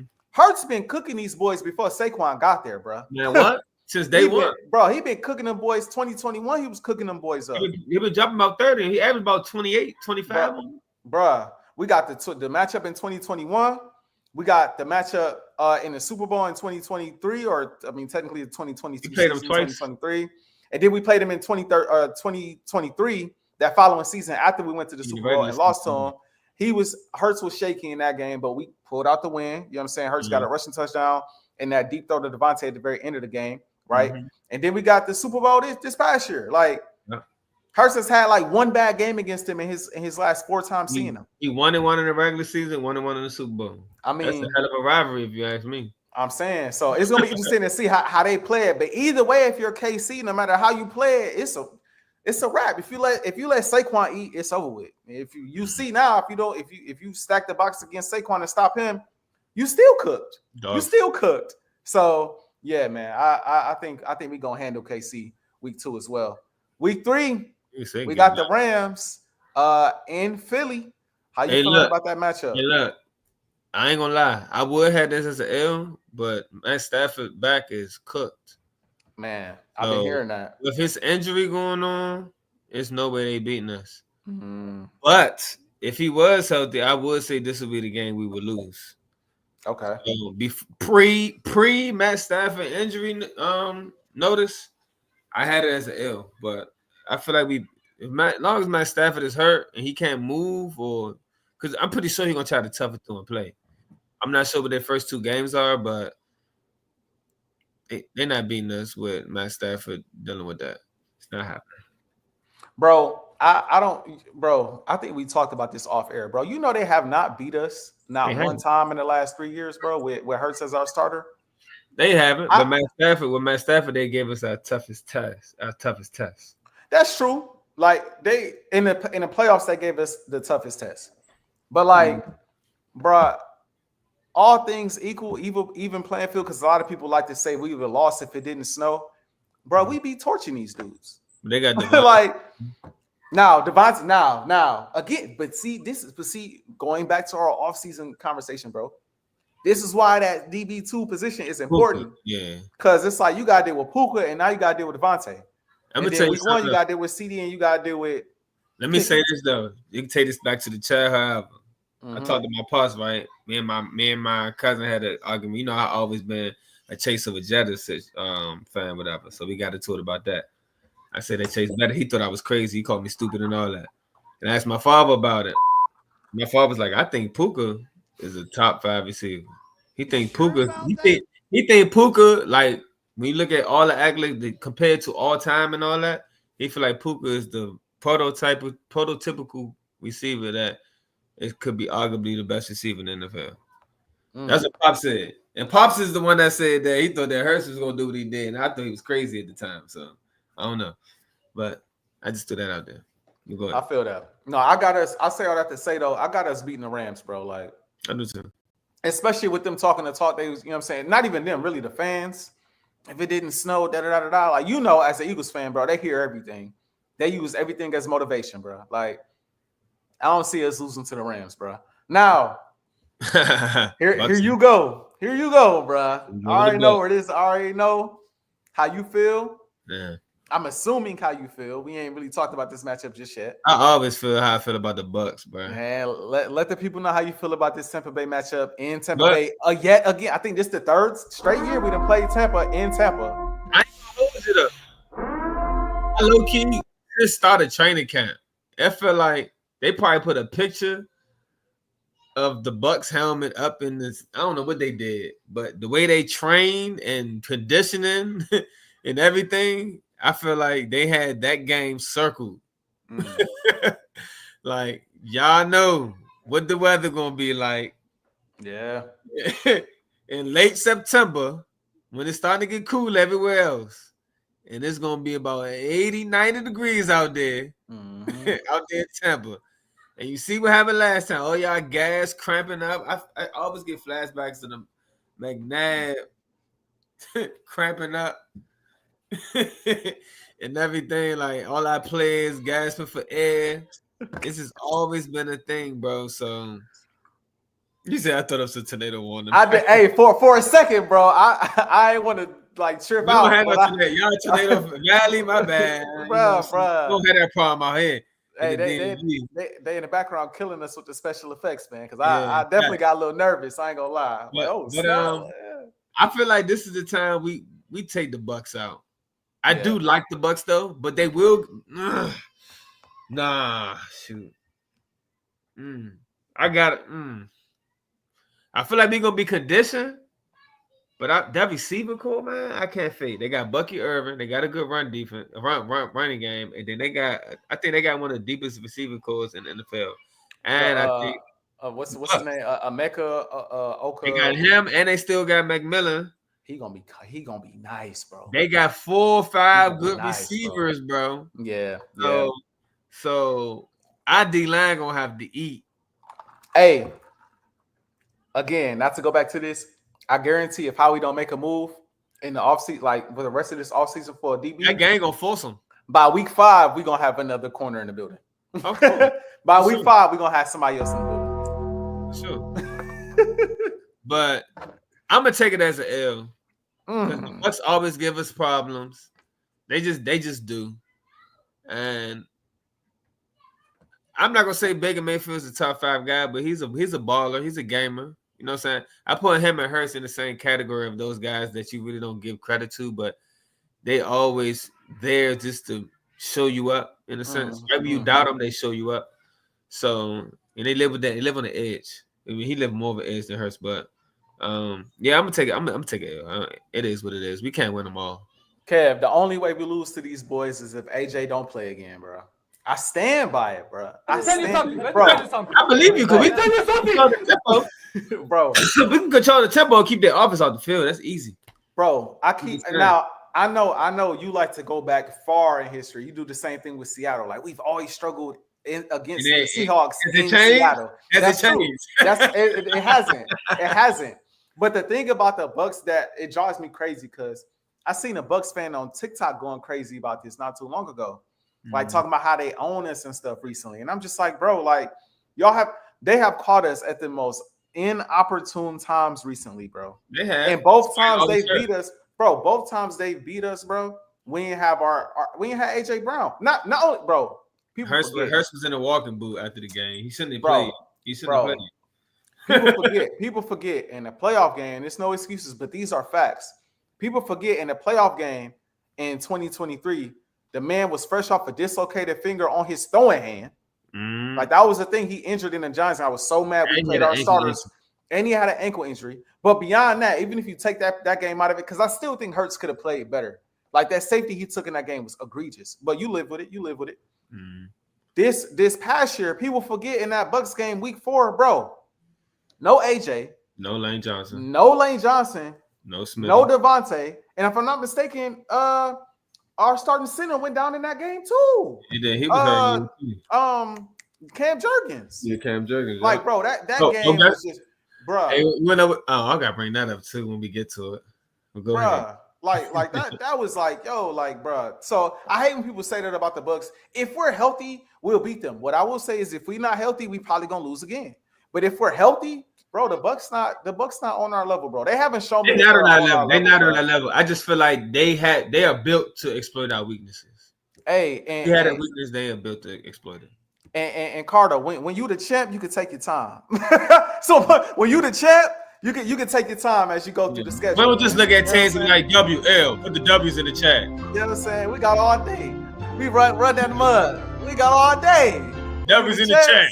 W's in the chat. Yeah, we got all day. We like to break it down. We like to be realistic. All that. But yeah, I got us beating the Bucks. I know you got us. That's cool. I mean, we gotta lose eventually, so I gotta. You know what I'm saying? Facts. Week 5, how you feel about that matchup at the crib versus the Denver Broncos? We ain't playing in Denver, so that's a positive. Because, playing in Denver is always a low-key negative. I got us beating Denver. They too young. I do like Bo Nix. I like PS2, but Smitty got his number, literally and figuratively. Yep. And on the field. So, I got us beating the Broncos. I feel that. This is where my first L came in, man. Not gonna lie. What? We bet that for the Broncos, bro. So for the people who didn't watch before, some of these L's that I got in here, man, a lot of Eagles fans was not rocking with. But I just need y'all to stay with me, bro. Stay with me. We got it. The L's got to come from somewhere, and Philly. And it's in Philly, I understand. The L's got to come from somewhere. So we got they gonna happen at some point. And what people got to understand is you need them type of losses throughout the season, man. It breeds growth. You know what I mean? You learn from your mistakes. You move better. We are not the Eagles of last year without the loss to Tampa, without the loss to without the loss to the Falcons, and without the loss to the Commanders. We're not the same team. We don't finish the season the same way. But, bro, I like the Broncos defense a lot, bro. I like Pat Surtain on AJ Brown, bro. I like the matchup. I'm not gonna lie. And you see that? And I think Bo Nix gonna have a good year. What's that? That's how many days we got to prepare for this game. Fair.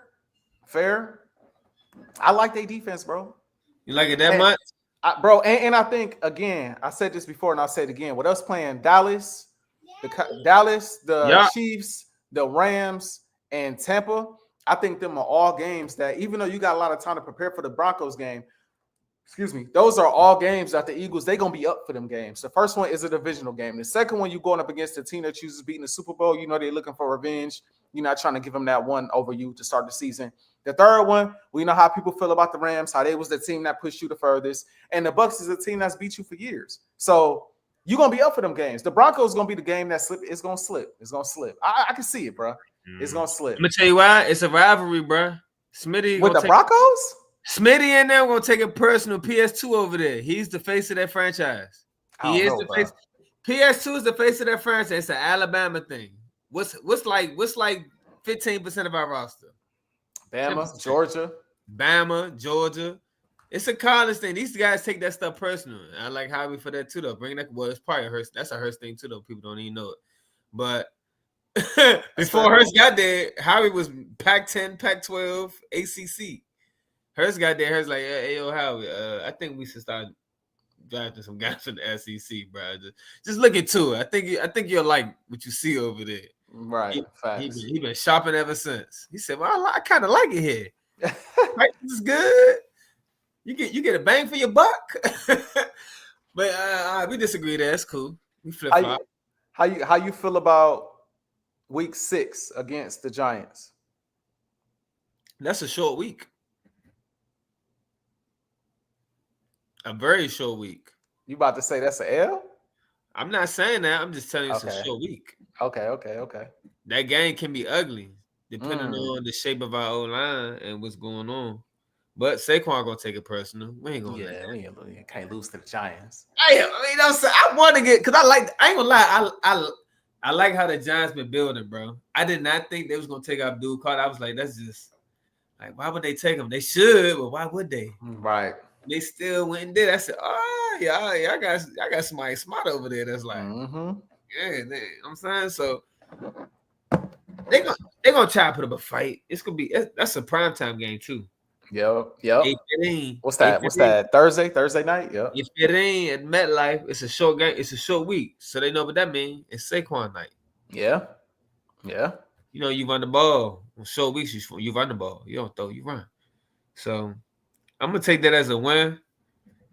But it's a short week. We got 4 days. But if there's any team in the league, bro, maybe any team on our schedule outside of the Raiders that I take a short week against, is them, bro. I wouldn't want to play any other team on a short week, bro. But the Giants, offensive line ain't feeling like that. I tell you that right now. I mean, the offensive line ain't feeling like. Well, that's true because you got that defensive front. Yeah, but yeah. I mean, shoot, who would you rather have a short week playing against though? They wanted to sweep, but besides the Raiders, they probably the easiest team on the schedule, bro. No offense to the Giants fan that's in the chat, but it's the truth. That's just because of quarterback and even man. It's the truth, bro. The defensive front is like that, bro. The Giants are gonna be like, what's it called? What's the dude name? The sneaky cartoon guy, the one that just be going and creeping and just stealing stuff. You talking about on Dora? Or whatever, it don't matter. Swiper? What's the dude of Monsters Inc? The little snake looking figure. I forgot his name, but whatever. I don't know. They're gonna be stealing a lot. They're gonna be stealing some wins from people that's, you know what I'm saying. But I feel like we can beat them. I feel like I'm solely giving us that win just off of the Saquon. It's gonna be personal.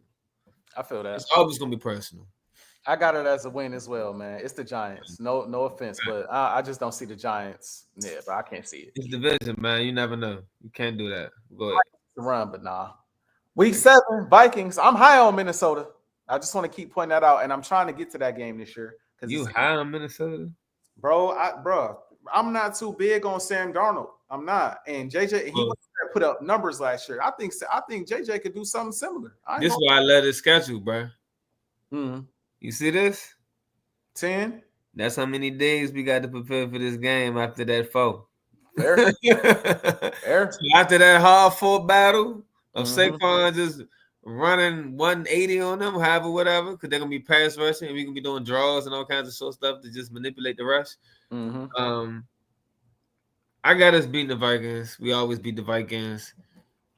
I see. I get what you mean by you like them. Aaron Jones is a good guy. You know, Addison good. Chicago good. JJ McCarthy. Big Fangio gonna have something cooking up for that young boy. That's all I can say. I like JJ, but Big Fangio gonna have something cooking up. We are. I mean, unfortunately, I know you like Jettas, but Jettas, we all know what happens when you go against elite guys. Here you go, bro. We all know how it go. A guy that's just as athletic as you, as fast as you, who's not gonna fall for all the nonsense. He can shut down Smitty. He can shut down you. That's how I feel. Hey, I'm just saying. I think Smitty's a better route runner than Jettas. That's just what I'm saying. I think Jettas is a better player. I think Jettas is better, but Smitty is definitely the better route runner. Pure route runner. Jettas that little hop step. Once somebody, it's like say he do that hop step, you know what he doing. That does nothing. He's locked down. Addison ain't gonna have to eat. Aaron Jones, you shut down. We beating Minnesota. I'm sorry. I also got us beating Minnesota, but Jetta's gonna be Jettas, bro. Like I know you feel the way about him playing certain guys. Maybe we got Quinyon follow him around. But I see Jettas still playing well. I see Jettas still getting his 100 yards in the tub, bro. Like, I think Jettas gonna be Jettas as long as he's healthy. I know he's dealing with a bit of a hamstring issue right now too. And like I said, I think the Vikings are gonna be good, bro. I think that their defense is gonna give us some issues. I think that their defense will not give us some issues, but I think their defense at this point at this point will be one of the top defenses in the league. I think people will be looking at JJ. They got the buddy that just left us, Isaiah Rodgers. They got Isaiah Rodgers now. So I don't think Murphy that good. I think he's good, but I don't think he's like You know what I'm saying? Yeah, I mean, I like the 1-2 punch. I say that. Yeah, they I, balance. They balance. I do like the 1-2 punch, bro. And Isaiah Rodgers been in our locker room before, so They like he knows Lito a and little Sheldon. bit. They like Lito and Sheldon Brown. Right, very similar. So I think they're gonna give us a bit of a challenge. I'm not gonna lie, because I think they're gonna be a good team this year. But I think we're gonna find a way to beat those guys for sure. Week 8 again, we got the New York Giants in Philadelphia. Play them again, bro. What's up with us playing these division games other than Dallas? Like within 3 weeks? Right away. And then we got the Commanders at the very end of the schedule. All right, finally we got a regular 7 days. They playing at the link. We're gonna beat them again. But I want to give the Giants a little credit. They do the Giants so dirty with their scheduling. It just be like, bro, horrible. You a division foe, and then I like the moves y'all been making outside the quarterback, and then I can't even really give you no respect still because they screw you with the schedule. So we're gonna beat the Giants again. It is what it is. It is what it is. Yeah, we're gonna beat them. To the guy in the comment, Jug, I think to answer this quick, I think offensively you're gonna have the normal. I think you're gonna have Hurts. You say captains? Captains. Yeah, I think that's what he's trying to say. You're gonna have Hurts, you're gonna have Lane, you're gonna have Saquon. No, I think Blankenship is the captain. Well, I'm just talking about sure. I think Blankenship. Well, after the season Saquon just had, it's no way he's not gonna be a captain, bro. Nah, he is gonna be Hurts, Saquon, AJ, yeah, probably Lane, maybe Mailata, maybe. I mean, Mailata could be one, but I think Mailata more chill. Like him, they know he's good with that. So I might be one more defensive player, which might be Zach. I want to say Bond, but it probably will be. They may not give it to him. I know that Blankenship gonna have one for sure. Or Carter, get that month to Jalen Carter. They're not gonna give it to Carter. Carter he's still figuring himself out. Still, as good as he is, as talented he is, he's not. I wouldn't call him a leader. You feel me? Fair. I would say 8. Yeah, those guys. I'm not sure how many they're gonna have, but Sion, he got a weird way of doing it. That's fair. Mm-hmm. But yeah, those who are that's who we think will be captains. We just throwing names out there. We don't know for sure. We those are the guesses though. I wouldn't be shocked to see. I wouldn't be shocked, bro, with the way the secondary looking. Don't be shocked that Quinyon is a captain. No, I wouldn't be shocked, but it's second year guy. You know what I'm saying? That's true. They value that. Sirianni is a player guy, so yeah, they value that. You need a little bit more skin in the game. We love what you're doing. You're a great talent, but talent don't give you that C. That's most talented guy don't always get to see. Week 9 is a bye week. I like where our bye week is set up. It's in the middle of the schedule this year. It's not at the end. It's not at the beginning. Bye week, got time to refresh, get some Gatorade, get up on the electrolytes, get healthy. And after the bye, we got the Green Bay Packers in Green Bay. How you feeling about that one? I mean, if I was to look at the roster, I'd be like, man, Green Bay should be one of the top teams in the league. But they got a lot of stuff going on. We coming off a bye week. Do we play in Green Bay? Mm-hmm. Well, we like playing in Green Bay though. What's that? What's this? It's October. It's November. Might be snowing. Maybe. Might be snowing. That's your territory. I got us beating Green Bay. Okay. And we need to lose again. Shoot. Hey, you looking at? Let's see. 1, 2. I'm trying to be realistic. 4, 5, 6, 7, 8. We 8-1 right now, according to you. I know. I'm being realistic though. Like I said, we could be 8-1, 8-2. Like I said, I think the only other loss I see is maybe getting, like I said, LA, Matt Stafford back. It ain't gonna be good by week 3, so that's cooked. But the Giants, I feel like they can get us just at least once. That D line going. People keep saying the Giants they're gonna get a couple wins, and it's gonna be against the team that you don't think they're gonna get. That's fair. I got us beating Green Bay as well. I think they're gonna give us a run though. You know what I'm saying? Yeah, Joe Love should be back to. I don't know, but what's his issue? What, as far as injury, or you mean? Yeah, he injured. I'm not sure. He can play though, but he got like something on his hand or something. I don't know. This I'm week, not it's sure, week but what? Week 10? Yeah, it should be yeah, good. he gonna be fine by that time. Hopefully, his receivers are back by that time too. They got all the Josh receivers Jacobs hurt, was a freaking terror on us, bro. And I think he's gonna do it again. I'm not gonna lie. I think he's gonna do it again. I think he's a problem, bro. I think he's gonna have a decent year. Type of guy. Golden, the receiver they just drafted, I think gonna be pretty Like, good I just too. gave us an L, right? No, you said we beaten Green Bay. Yeah, it be coming off the bye week. The bye week is what it's perfect time for us to play a team like that. Yeah, bye week is perfect. We're gonna be Sirianni ain't playing off the bye. Facts. Yeah. I think they're gonna give us a run, but I think we beat Green Bay. Yeah, Then we got the Lions at the crib right here, and I just want to say I'm giving this one first. We beating Detroit, bro. I don't care nobody say, bro. we beating Detroit, bro. I don't care what nobody say, bro. Detroit catching that L, bro. They catching that L, bro. Like we want that smoke. We wanted that smoke last year, Kev. We wanted that smoke. You ain't had to go out there and lose. No, you wanted that smoke. I said give us Green Bay. Man, hey, shoot. And they still talking like, if we, say we want to play them ring banner night, all this, like, bro, we gonna smoke y'all boots, bro. Man, if there's any game on this schedule that I want, bro, I want to stump them dudes out. I think we beat them dudes by double digits, bro. Is this a Midwest thing going on? Bro, this is a y'all not them guys thing. I never thought y'all was them guys, and y'all still it's how I feel, bro. I'm with Carl, bro. I ain't gonna lie.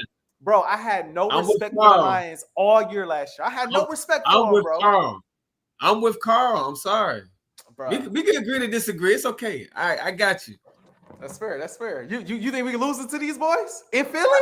I think we're gonna have to lose again eventually. Like, not to them. We going undefeated. We finna smoke them. I think we take an L to Detroit, bro. I ain't gonna lie. Detroit. What's their weakness? Jared Goff, which is true. He's a statue. But they got Jahmyr Gibbs, who I love as a running back. Jahmyr's a dog. Love him as a running back. They got Jameson Williamson, who I love as a wide receiver. They still got St. Brown. Mm-hmm. They still got Laporta, who's the dog at tight end. So it's like we're gonna have to spread our riches very thin, which is what it is. And then on defense, that defense is lit. And they're gonna be healthy. Yeah. Which is what I want. I mean, I want it too. I'm just saying in general, like, it's gonna be a dogfight. But I'm just saying, like, come on, man. It's a regular season. We're gonna have our woes. It ain't like we perfect. We was talking about the cornerback thing. Kev. So this is another team because I gave us the win against Green Bay, which was but it's off the bat. So I'm like, we can figure something out. How we probably make a move, we'll do something like that, however, whatever. If we need to. And then it's right before Dallas. You know they looking at Dallas. No, they not. Bro, no, they not, bro. They not, but it is. It's a division game. Kev, prioritize it. Hold on. Look at all these NFC games in a row, bro. We got all these NFC games in a row. Bro, the Lions is, bro, the way you, bro, Kev, we both. And we play them. No. Let's Kev. We play them on the 16th. The 6 days. So we got a day short to prepare for them. Because we coming off a Monday night game. That's cool. But we also still fresh off a bye though. We had a game before them, but we still just coming off some rest. And let me say, Kev, you and I both know, bro, how they be in that locker room when these players get to talking, bro. Yeah, you know how they be, and you hurt, bro. So first off, the media. They still got Montgomery. I'm gonna say Brown. Like, yeah, man, we get them their first L if we play them banner night. Come on, bro. We go. Yeah, worry about him. And you hurt. And Slay.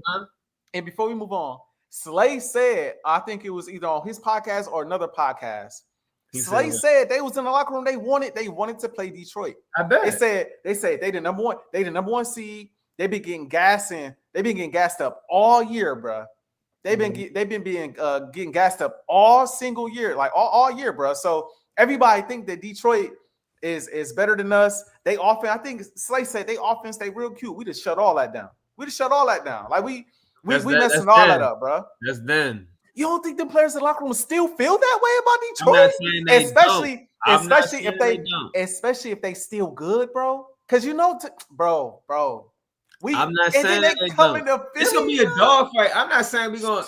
Man, look, a Man. loss can come by anything. You know what I'm saying? It could be toe to toe. All it takes is a roll of a ball. Pause. Like you know what I'm saying? Man, All we it gonna takes is come down roll to- over them dudes. That's what we gonna do, bro. We gonna stomach, bro. Remember, I'm a clip this up, bro. All right, cool. Remember, I'm saying this, bro. Come week 11, we gonna stomp After the Detroit bye week out. though, like by week 11, I mean my ticket changed. You know what I'm saying? You guys, That's true. I'm trying to be as realistic as possible. I'm like, we're gonna have to take an L eventually. And I'm just saying, the matchup screens like we can take an L here. I feel like we favored it in every game, but I'm just saying in general, like I feel like Detroit is our toughest matchup right now outside of LA. On the schedule? Right now, as so far. Bro, Detroit sweet, bro. They sweet, dog. Bro. They I'm with Carl. I've been saying, come on, man. Me and Carl been saying Detroit was the next one up for a little minute. Bro. I was like a year early. I'm telling you. But let's move on. We're gonna move on. I just know, bro. Just know, I called them sweet all year, bro. I just want to point that out. But how many bodies they had to drop for them to really be sweet? Stop. That's true. That's true. That's acting like a commander, bro. Don't do that. That's true. That part is true. Bro, they was dropping like 2-3 bodies a week. They was looking like Cardi out there. No, what's that? Offset. Bodies. I got you. I got you, bro. Let's move on to week 12, man. How you feel about week 12 in Dallas? It's Dallas, bro. We bounced back. Detroit caught us slipping. We playing in Dallas, in Jerry World, Candyland. Candyland. Hey, I watched that show, man. It was a good show, though. I ain't gonna lie. I was like, I see how Dallas fans got caught up in the smoke. Shame on you and your parents for allowing you to do that. Shame on you. And my pop's a Cowboy fan too. Time up, you got your receipt. You know you can return that stuff, right? Get your money back. Hey, I ain't gonna lie to you, bro. I'm gonna keep it a spade with you. I'm gonna keep it a buck. I think this one gonna be an L. I think this is for my this. I can be like, man, you crazy, you tripping with the. It's just for me, bro, and I think for me it's personal with Detroit, bro. Because all last year we had to hear how they was better than us, and I couldn't stand it because I'm like, bro, a whole new team, though, they putting up. I'm just letting you know what my beef is with Detroit. I'm just putting my beef out there with the it's the a Detroit Midwest Lions. thing, man. You know what I'm saying? They gassed the boys up all last year, bro. Like they was the best team last year. They kept winning. They was good, but I told as soon as when we hit our stride, I think week 4. I remember we had a topic on Unfazed, and we was like, who's the best team in the NFC? And I was like, right now you got to give it to Detroit. I mean, they playing the best, cool. But I think the Eagles gonna creep up. I think the Eagles gonna end up better. Yeah. Ooh. And as the Eagles started to ascend, bro, like after bruh. Now they wasn't, but I still feel like, bro, the difference is Detroit, they did what Dallas did. Detroit start running and score up on guys. They dropping 45, 52, 48 on guys, bro. And you know how we play. You know how we play, bro. We don't do that. We score our points and then we get to sit and resting guys. And everybody like, look at these astronomical points Detroit putting up. And I'm like, bro, because they running it up. But when they see them boys in green, it's a wrap on them boys. They ain't even have the strength to see us when it mattered. Number 1 seed. Your defense was so bad, but you still ended up as the number 1 seed. Their defense wasn't down to bad. The Commanders. Their defense was deep, bruh. I don't care what nobody say. They still was the number 1 seed, and they went home. And the first opportunity they had a chance to play, they went to the crib. But I can't rock with Detroit being better than us. They're a good team. They ain't messing with us. But I got us losing. I got us losing to the Cowboys, and the reason why I have us losing to the Cowboys is we split with them. Like when Dak is healthy, we basically split with them almost every year. This game is in Detroit. It's fresh off of a bunch of wins in my book, and this is where the schedule get a little weird to me. And so I think we lose to the Cowboys in this matchup. I think that their receivers put in that work. And I think that, I mean, Dak, he every year, bro, he healthy. He normally have at least one game against us, bro. I think this is the game. I think week 12 is the game where he catches us slipping and he get the dub. We ain't slipping. We ain't falling. This ain't the Super Bowl field. How about them Cowboys? I get him a dub. If they was gonna beat us, they would have beat us week 1. If they ain't do about week 1. But see, I can't say that though, Kev, because week 1, week 1 is weird, and they got time to. I think they gonna need time in order to get their chemistry down. I think once they get their chemistry down, new coach, new top-notch receiver, I think they'll be a lot. Once they get their chemistry down, then the lab catches on fire and then explodes and it burns down. No more Dexter's laboratory. Get out of my laboratory. It's no more laboratory. We not losing to Dallas in week 12. It is what it is. Hey, and we just got something from Blaze. He said he gave us his schedule prediction. He said we going undefeated. Yeah, AJ, you wild, bro. I mean, not AJ. Tomo, you wild. You disrespectful. Brother, whoa. Now. You got too much dip on your chip. Hey, look, how did we get this man to control the sound bites? Man. He going crazy. Crazy. You know what? I'm gonna go ahead and watch some of that Cowboy. I'm gonna go every episode again. No, Charles Haley. That's the best. That's the best part. You guys see Charles Haley. Bing bang. Yeah. But Blaze said we undefeated. But week 13. How you feeling about that Bears matchup? The Bears got a nice squad too, though. But Caleb Williams, he do a lot of Mahomes stuff. And you know what? Vic Fangio, he ain't having it. I like Adunze. I like the offense. I like Ben Johnson and all that good stuff. Eagles at 5. Okay.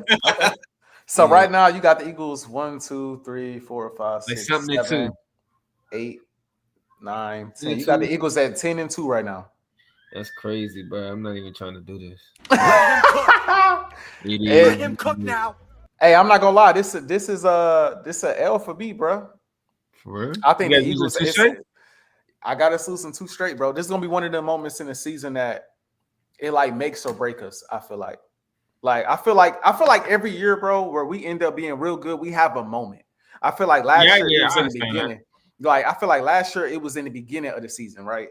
Where we had the loss to. It wasn't back to back, but we had the loss to Tampa. And we had the loss to the Falcons, and it was like, all right, what we on after this bye? We got to get it going. 2023, we had the moment where we had beat all them top-notch teams. We basically got through the gauntlet, and we played the Niners, and we played the Niners first, and we played Dallas.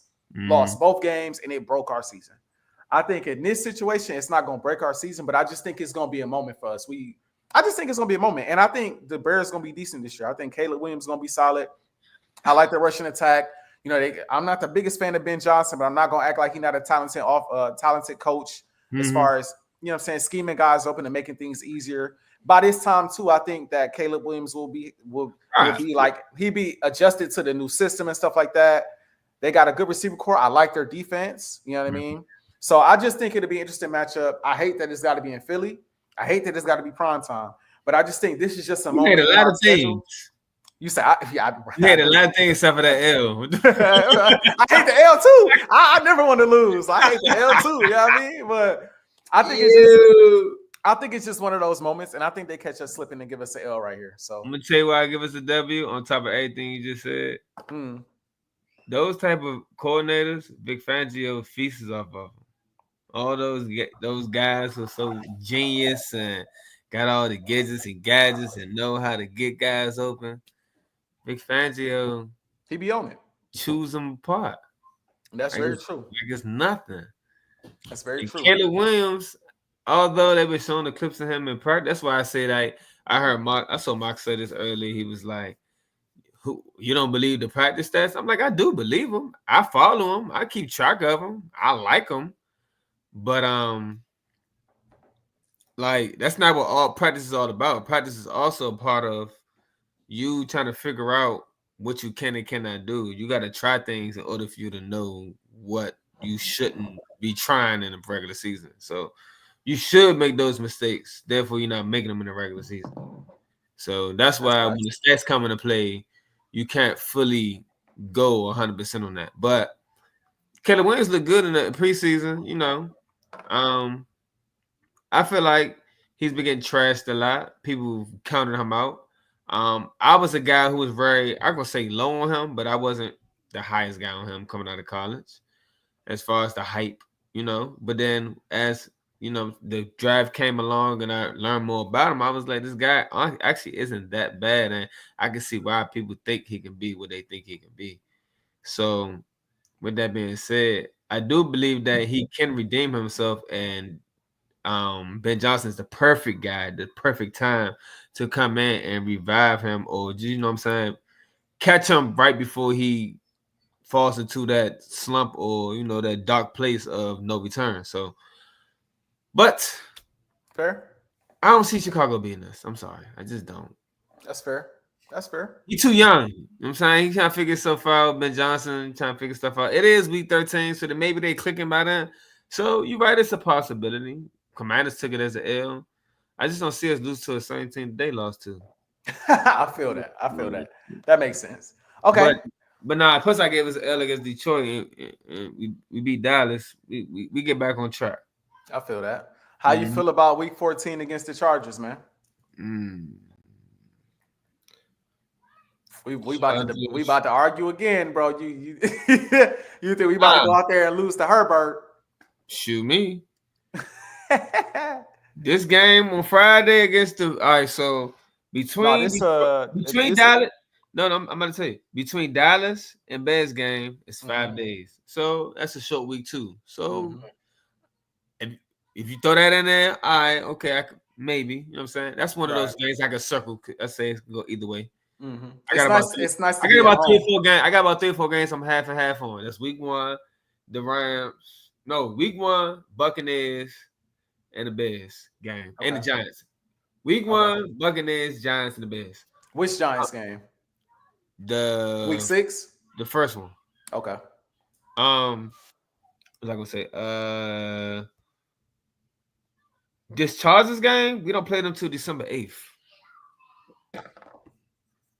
So we got like a little, I don't say mini bye. I like that, Joe. That's true, though. That's true. I didn't shoot. That's what I said. I like. I can't be mad. I can't be mad. Touche. You got it. I like the cleverness. You know what I'm saying? You good on your toes. Quick on your toes. I got us beating the Chargers. We gotta travel over there though.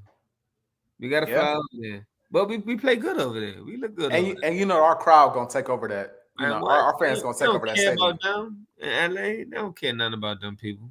It's more Eagles fans than there's Chargers fans out there. Mostly Chargers fans in Oakland.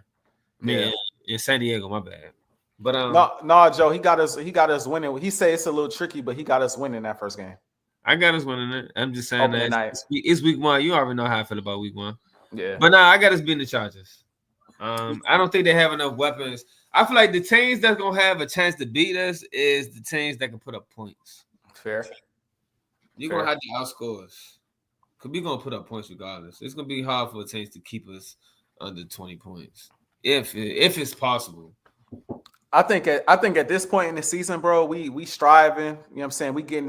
We're already in that playoff mode at this point. Like we think about seeding, we think about sealing our division, we think about, you know what I'm saying, Super Bowl run again at this point, bro. So I think disappointing time when we in full stride. So I think we handle the Chargers pretty easily. And it might be my Herbert hate, but I don't see him doing too much against that secondary and not against that D line. I just don't see it, bro. I just can't foresee him doing too much. So I got us taking out the Chargers, man, relatively easily. I think you say you got us winning too? Yeah, I think McConkey and Cooper DeJean is a cancellation. Like, I think Cooper is the perfect matchup for him, so I'm not worried about it. McConkey can be a problem for a lot of people, but not us. Cooper DeJean is a huge deleter. Like, facts. Like he deleted a lot of issues that most people can't, really account for. Raiders. Las Vegas. Viva Las Vegas. Viva Las Vegas. I got us beating them. Yeah, that's a dub, bro. They too young. I would say too young. They just a new team. They not ready to be in the ring with us. I like Bowers, but we could easily put Cooper DeZeno him and delete him. Again, he's the leader. Now I want to let you know, bro. Well, You only got 2. I'm letting you know about your schedule. You only got 2 L's on the schedule. It's not my fault though, bro. I just let you know. This is my thing with the schedule, right? Okay. Brother, Our schedule not easy. It's not like a cupcake, but the way I'm not just going off of who we playing. It's the you going off the way it's set up too. I bring up how many days we got between these games, so I do have some circle, but it's hard for me to give us L's like Green Bay. That could be something, but it's after the bye. Like I don't got us losing after the bye. Like we've been through this, so that's fair. What you want me to do, bro? Hey, ladies I and can say gentlemen, we can lose to the Raiders, the Chargers, the Bears, and the Broncos. You know what I'm saying, but that would be logically. Could you really look at me and be like, do you really believe that? Yeah, I mean, I feel that. Other guys, I can have 100 arguments and break down other things, and then I can have all this stuff in the way. They just be like, because because we wear the color yellow, because we wear the color. I'm sorry, I didn't mean to say yellow. We wear the color orange. We can beat them because they wear green. Like what? Listen to me, bro. You have no context behind it. Like, look at the matchups. I'm looking at matchups and all that. Delete. Will Cooper DeJean delete Bowers? I don't think he'll delete him, but not delete. But I'm just saying that he gonna make it tough. He gonna make it tough. I mean, I like Bowers. Bowers is the dog. That's one guy we didn't mention on Unfazed, Joe. But I think we beat the Raiders, bro. I think Geno cool, bro. You don't have enough, especially on defense. I don't think they got enough. And that game is in Philly, bro. I see our defensive line giving him a hard time. And then defensively, bro, what they gonna do, bro? They got nobody. Defensively, they can't do nothing. Like I don't see them stopping. I'm sorry, Joe. You're right. I shouldn't have said delete, but I feel like they 2 great athletes going head to head, 2 light skinned brothers. You know what I'm saying? Getting in the ring, right? It should be a good tussle. Week 16. Mm-hmm. I don't know how you feel about the Commanders or how they're gonna be at this point in the season, but this could be a marquee matchup late in the year. It could. How you feeling about that matchup with the Commanders? It is in DC. We love DC, and they love Philly, except in the playoffs. But it's a tough spot. I do like it. I gotta see. So I feel like when it comes to this matchup, right? I feel like it's a big emphasis on not if Terry comes back, but when he comes back. But they're acting as if like last year Jane Dames wasn't a rookie, and that you got Debo, who's clearly going to be a big part of the offense. I feel like they're going to emphasize the run a lot more. And I'm just not too sure about – I feel like they're going to try to play bully ball with a bully team. Like, I feel like last year there was a lot more finesse, which played to their advantage in a sense. But playing bully ball with us is not good for your health. I like the rotation of their running back room for sure. They can throw bullets at you all day. Right. I like how they did. I don't know if it was silly or not for them to show that type of run blocking scheme in the preseason. That was insane. Like the triple blocks and the counter and all that. Like that was most people don't run in the preseason. But you just got a preview of what you're gonna do.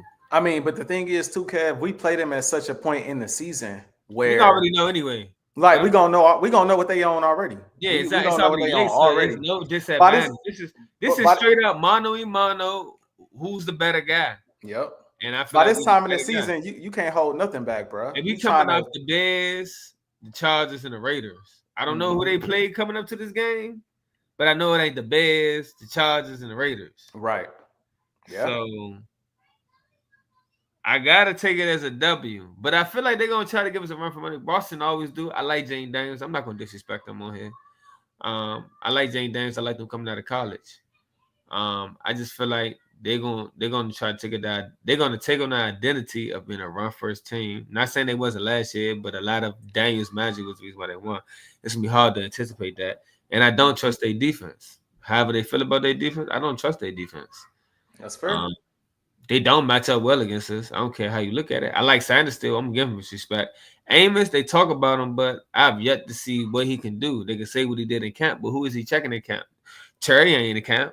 So who he checking? Debo? Debo ain't running no crisp route. So who is he checking? That's a very valid point. Who's testing this guy to say that he is who you say he is? That's a very valid point. I'm just saying in general, like my guys, I can say that they getting cooked in practice, but they're just getting sharpened by iron because they're going up against Lane Johnson, who our pass rush is going against Lane Johnson and Matt Lauder. Our corners are going up against AJ Brown and Smitty. Our safeties and linebackers are going up against Dallas Goedert, and then they also going up against Saquon Barkley. So he said Amos strapped Diggs. He saw it in person. Okay, Diggs coming off an ACL injury. He's not a top 10 receiver right now. People can say that because of his name, but come on now. Very true. Very true. and at the end of the day, I'm not saying he's not good though. I'm just saying that to the point where you got to see it. You want to see people saying that he's the number one corner. So yeah, Sanders still. I've seen him go toe to toe with AJ and them boys. I respect him. He's earned my respect. So I like Reeves. So I like us in this game. They can beat us. I feel like they have a chance. They have a shot at beating us. It's difficult, like Joe said, but I feel like leading up to this game, we don't really have too much bumps and bruises going into this game. We don't have no real test going up to this game. They gave us an easy route straight through Washington, literally, and we can go on to Buffalo. I said it on Unfazed. I'm gonna say it again, bro. We're not losing this game. And then this game don't even have a set date yet. It's to be determined. So it's gonna get flexed. They're gonna flex it. You know what I'm saying? They expecting it to be. The NFL is expecting this game to be like this is gonna determine the division. And I think the Commanders gonna be decent this year. I got them finishing 10-7 because I told Joe I don't got no smoke for them. I don't think they're gonna be a bad team. I would never do that. I think they're gonna be decent. And I told Joe like a lot of their games last year. It came down to the wire, and they all went in their favor, except for the Dallas game where Buddy missed the extra point. That's the one game that I can remember that just didn't go in their favor at the last, and the Steelers game down the stretch too. Okay. But outside of them two games, bro, it seemed like every game that was close, Jalen Daniels was finding the way. The defense was making the necessary stop. It was getting every bounce. It was a magical season. It was magical. Like that. It was so. It's hard for me to expect for that to happen again this year. I think they're the better team than a lot of teams, but I think some of them games that was close are going to be L's this year. So I think that game is going to be important, but I don't think it's going to be as important as people think it's going to be. I say all that to say, I love the fact that even though I hate the fact that we played them so late, the more I think about it, I kind of like it. I like it too, though, because we always play them early and there always be so much stuff going on, injuries, stuff like that coming from the off season. It's always something. Like I mean, one time we had to play them. We had Jack Driscoll at right tackle, bro. Yeah. I'm like, oh my god. I'm like at this point in the season, it's you know who out there. The book is out on both teams. You know what I'm saying? We have become accustomed to our new offensive coordinator, right? Like we see how they utilize Debo, right? We see how they pair him with Terry. We see how Jaden looking. Not only did we get a chance to play him 3 times last year, but now we got a whole season to watch how he grows this year. We got an upper hand on that. We played him 3 times. So exactly. So and to the Commanders' credit, they played us 3 times too. Give them that. But all I'm saying is like I like the fact that we're gonna have so much time to just observe them and to see them and have so much tape. They're not gonna go obviously 16-0. They're gonna have some losses on their schedule. We could pinpoint and be like, okay, this is what this team did. This is what that team did. This is how we can utilize our talents to beat them. And I just think that I think the Eagles are going to be on a mission this year to just stamp themselves as not only Super Bowl champs, but on that level with like the Chiefs, bro, and the Patriots back in the day. I'm like one Where of it's the teams like built to be that. Yeah, bro, like we that. Yeah. Like we're that, and we're gonna be that every year. Like we're not gonna go from the Super Bowl to missing the playoffs or barely make it. Like, no, we're gonna show y'all we are that every single year because we got the talent to do it, we got the coaching staff to do it, we got the defense to do it, we got the quarterback to do it, we got the receiver, we got everything we need to be that. So I think some of these games on this schedule is statement games, even though they late. And I think this is one of those statement games where we make a statement against the Commanders on the road. Especially seeing as though we inching towards the postseason. We rolling. I know it's a Philly thing, but like Joe said, I'm gonna give him a little bit more respect. This is excludes Mark and the Couriers, strictly for Joe and those, saying straight and narrow Commander fans. Joe, you have your moments, but I'm gonna give you your respect. I feel like what's gonna make or break that offense is if Luke McCaffrey is really gonna step up this year as that third receiver.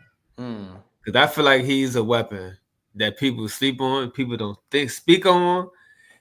I don't hear nobody talking about him. The person I heard talking about him is Mark, and I'm giving respect on that. But Luke McCaffrey reminds me of what Chris Cooley was for them back in the day. Always open. Jalen Lane, I know y'all talked about him, but I give him the same treatment I give Amos. Like who is he going against? Amos, who needs to be tested. Like, is Sanders still checking him? Has he cooked Sanders still? I need to know something. Because Lattimore and I've been said that. So I don't think he's been tested. That's just me. Unless you show me he cooking Sanders still in practice, I ain't worried about Lane. But I feel that. Like if I was to put him and Darius Cooper on the same thing, I feel like Darius Cooper is ahead of Lane because Darius Cooper's level of competition is a lot higher. But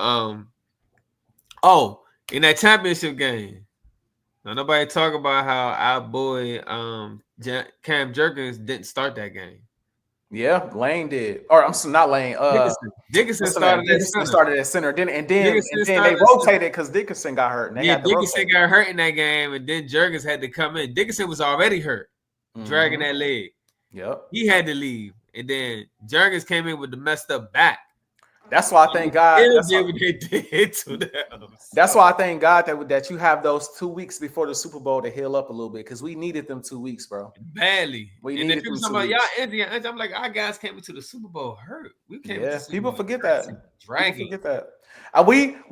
We got respect for the Commanders. It's hard not to respect the team that just was in the NFC Championship game and that was a contender last year. But like I said, I'm kind of responding to this comment right here from Joe where he said, I knew y'all would pick y'all to win, but I like that y'all respect us and not sleeping. You can't sleep on Jaden at this point. He a great player. No. You know what I'm saying? And I do like what they did in the draft. I do like what they did this offseason, looking to improve the secondary, looking to improve the offensive line. I do like it. But they ain't the Birds. It's just that simple, bro. Like, they ain't the Birds, and they ain't be Uno yet. You know what I'm saying? They ain't be Uno yet. You know what I'm saying? Until it happens, I can't give it to them. You know what I mean? But Bill 17 to wrap this up, man. Who you got? We playing in Buffalo? We playing in Buffalo. That's late, bro. It's gonna be cold, isn't it? Yeah. Oh, it's gonna be cool. That's my birthday too. That's on my birthday. That's on my birthday at Buffalo. Yeah, we still on cuz. We got to talk about. We ain't gonna skip past our top corner being hurt. I'm not playing week 1. You know what I'm saying? Right. But, that's tough. I'm looking now, man. These other players went for 2 hours, an hour and a half. Y'all think we finna cut ours short? We the defending champs. What, man? What you mean? We got all night for real if we want it. You know what I'm saying? We got all night if we want it. But nah, Buffalo, man, this is a tough spot for us. Tomo, get out of here, bro. Tomo, I know you got bedtime, man. Hey, Tomo, you gotta go to work in the morning, man. It's all right. We wrapping up. We wrapping up. Yeah, no boy. But no. That's tough. I think I don't know, but James, I don't know. Cook gonna make it through the whole season, to be honest. James. James Cook. Yeah, James Cook. Yeah. Interesting. That's because you know he got the contract stuff going on. He missing a lot of time. You know what normally happen with that. But I feel like we could beat them. I still feel like we could beat them. Though. Their receiver core don't scare me at all. Josh Allen is Josh Allen, but then we got to play the Commanders again. But I feel like depending on what's going on, like that's a toss up. But I want to say we should be able to beat Buffalo. You got that as a win? I'm gonna say L just in case Commanders are actually as good as they say they are. Okay. So I'm gonna say L, but I feel like we can beat them just the restful Commanders. But I'm gonna give a little. Like I said, I'm not gonna be disrespectful. You know what I'm saying? It may come down to that. They got the schedule set up for a reason. I do have my conspiracy theories to make it feel like the league prematurely have some little fixes in there. You know what I'm saying? They can't control everything, but you know, it's slight fixes to make it. You know what I'm saying? Yeah. Tilt the scale. You feel me? So I feel that. I'm gonna say that we take an L just in case that Commander game actually means something. I got us beating Buffalo, bro. I feel like this is another one of them statement games. I feel like in the schedule, bro, week 1, week 2, week 3, and week 4 are statement games. Week 17 is a statement game. Week 16 is a statement game. And week 11, them all games, I feel like we're gonna be up and amped for. And I think we come out. I think it's very similar to the first game that we played against them dudes. A bit of a shootout because Josh Allen is a lot to deal with. We know he could run. We know he could throw. He just a lot to deal with. You know what I'm saying? So I'm expecting him to be a lot, but I'm expecting Hurts to also do his thing. I'm expecting Saquon to do his thing. So I expect it to be a shootout between the two players, between the two teams. And I expect Uno 2-6, you know what I'm saying, number 11, number 6. I expect us to come out and get the dub. That's just how I see it. You know what I mean? And I just feel like I'm gonna wait for the bold predictions. You know what I'm saying? Say what I'm about to say for the bold predictions. But like I said, these are games you up for. Buffalo is a game you're up for. I think you get the win against Buffalo. And then I'll say my prediction for that last game and then toss it back to you, Kev, before we move on to bold predictions. Good. I got us taking the L to the Commanders the last game of the season. I got us taking it. You know what's crazy, bro? Now that I'm looking at this, bro, I got 3 of the L's I got us taking are at the crib. This is crazy. But I got us taking the L to the Commanders last game of the season because I don't think it's going to matter, bro. I don't think we're playing our starters that last game. I don't think we're going to play our starters. So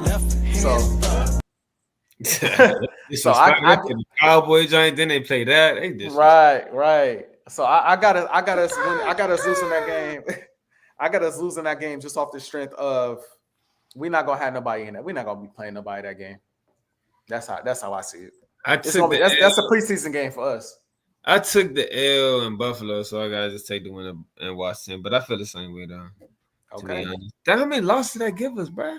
So I got the Eagles finishing. I got the Eagles finishing 13-4. You got the Eagles finishing 14-3.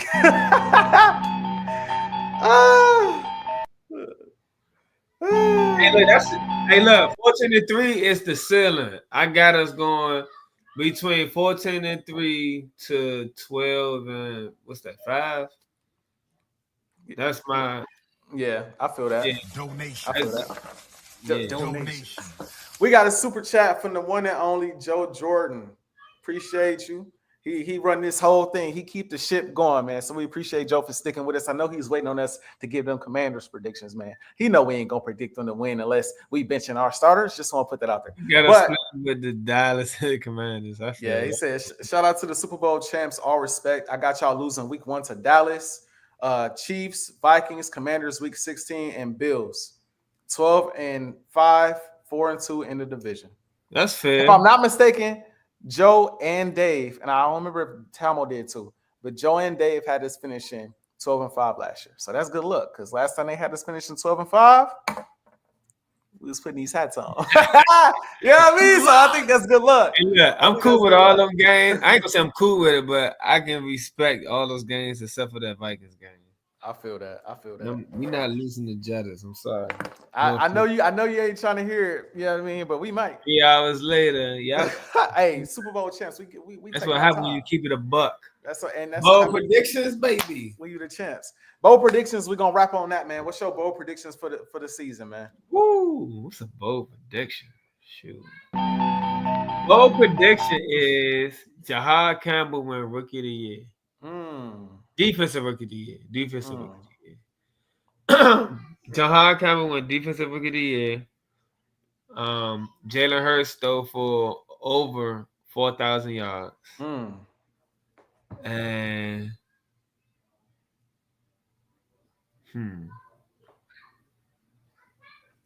also, we blow out the Ravens in the Super Bowl. Ooh. Yes, you're gonna be so sick, so sick. Ooh. I like that. I've been thinking about my bold predictions. Well, let me double check this real quick before I say it. Let me double check this before I say it. I want to make sure I had the numbers. My bad. If Hurts throw for 4,000, he probably gonna win MVP. So hey. I mean, you said it. You know what I mean? You said it. I just a bold prediction because I feel like Hurts gonna take it however it come, but you know. Okay, I feel comfortable saying this. My bold prediction number 1 is Jahan Dotson gonna have a career year. His best numbers. His best year was his rookie year, 523 yards, 7 touchdowns. That's easy. Yeah, that's easy. 523 yards, 7 touchdowns was his best year. That's still this year. I'm just gonna stretch, and it's a stretch because you got a lot of guys that got to get the ball. Yeah, Saquon, Devontae, AJ, Dallas Goedert. I got Jahan Dotson reaching at least 600 plus yards and over 7 touchdowns this year.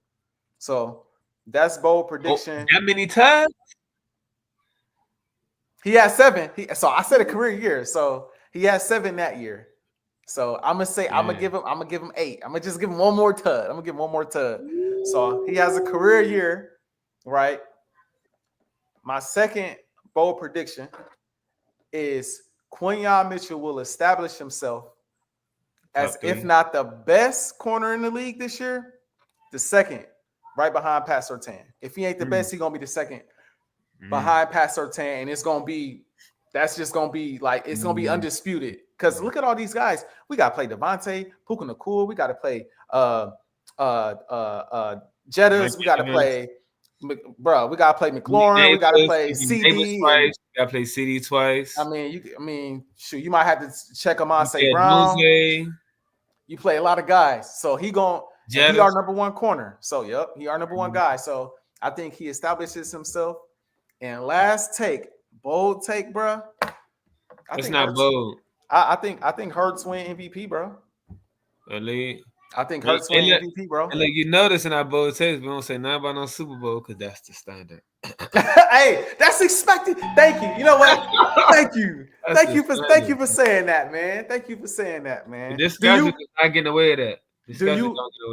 Do you believe we will win the Super Bowl again this year? I feel like we can because when I look around the league, everybody got something with them. Like, it's no team that's like, I'm not sure. But okay. So you picking us to win the Super Bowl again? If I had to pick somebody, yeah. Okay. It's so hard to repeat. I'm gonna say this, bro. I already gave my bold takes, so I don't gotta get it. I already gave my bold takes, so I ain't gotta give another one. This is what I will say. This ain't a bold take. Okay, because my guy don't care. He already said himself he does not care about stats.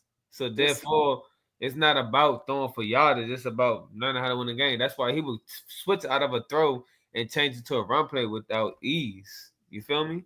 Your guys ain't doing that. Dak throw for 4K with ease, but want to throw 2-3 books in a playoff game and go home. He go home with ease too. He go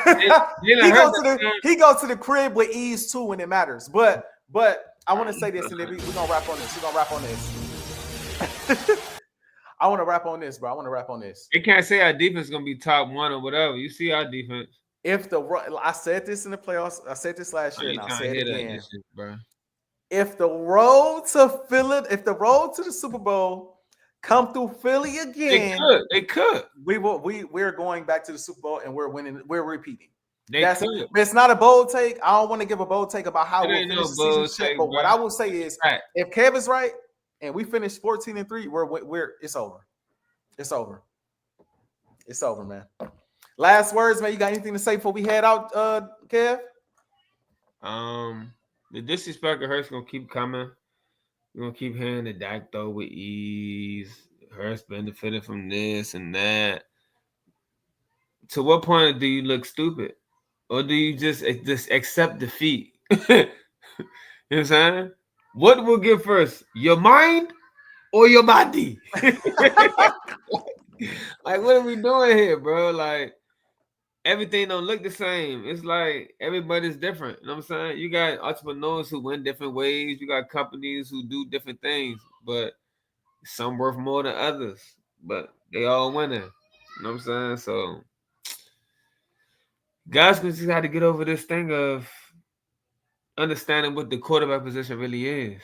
It's about being a leader. It's about being a CEO on the field at the end of the day. Mm-hmm. Every CEO can't do what's required of the job. Some CEOs, just know how to run the company. You know what I'm saying? They know how to pull the strings. Hurst is a Paul string puller. Oh, this department failing? All right, let's fix that real quick. You know what I'm saying? This going on? Let's do that real quick. Boom, boom. Oh, I need to do it? All right, y'all get out the way. Let me get my gloves on real quick. I go out there. I put some trim up. I do this, da-da-da. I ring some people up real quick. You know what I'm saying? We need to do that to get this money in the bank. And that's that. So the disrespect is going to stop. Hey. Wait, did you have something else? No, that's it. Go ahead. Go do your thing. Okay. I love how Cardo said this to wrap the show, man. Just saying, see you banner night. Who banner dropping? Who banner dropping? He said that like that's something to be proud of. Who banner drop? I just want to remind whose banner is dropping. Like, only banner he's sure. seeing is on Dallas on Netflix. Right. Like y'all come out here and watch this banner drop right after, you know what I'm saying, right before we smack y'all up. You know what I mean? But I want to wrap on this, man. You can't stop 2-6. You just can't. No. You can't stop 11. No. You can't stop 6. No. Can't even stop Goddard for real, unless we don't throw him the ball. That's the only way you can stop him. Can't stop, what's his number, 88? Yeah. Nope. Can't stop 88.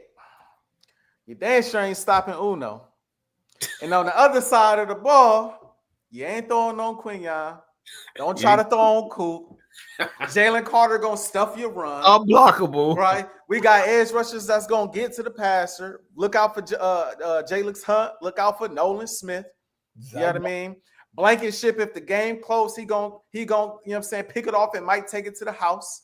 And at the end of the day, as much disrespect as Sirianni get, he gonna outcoach your coach as well. So, with that being said, man, the chance is here. Hey, yo, the tush push. You heading out. Yes, sir. We'll catch y'all next time, man.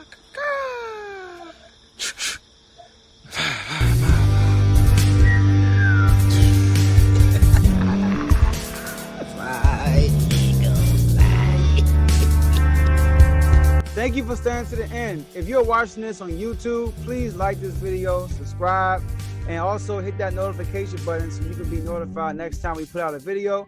If you're listening on any podcast platform, subscribe and hit that notification button, y'all, so you can be notified we put out another podcast audio. And last but not least, hit that share button. No matter what you're listening to or watching it, hit that share button and send it to somebody that you know that would love to watch this episode you just listened to. So once again, thank you for staying to the end, and we'll see y'all in the next episode.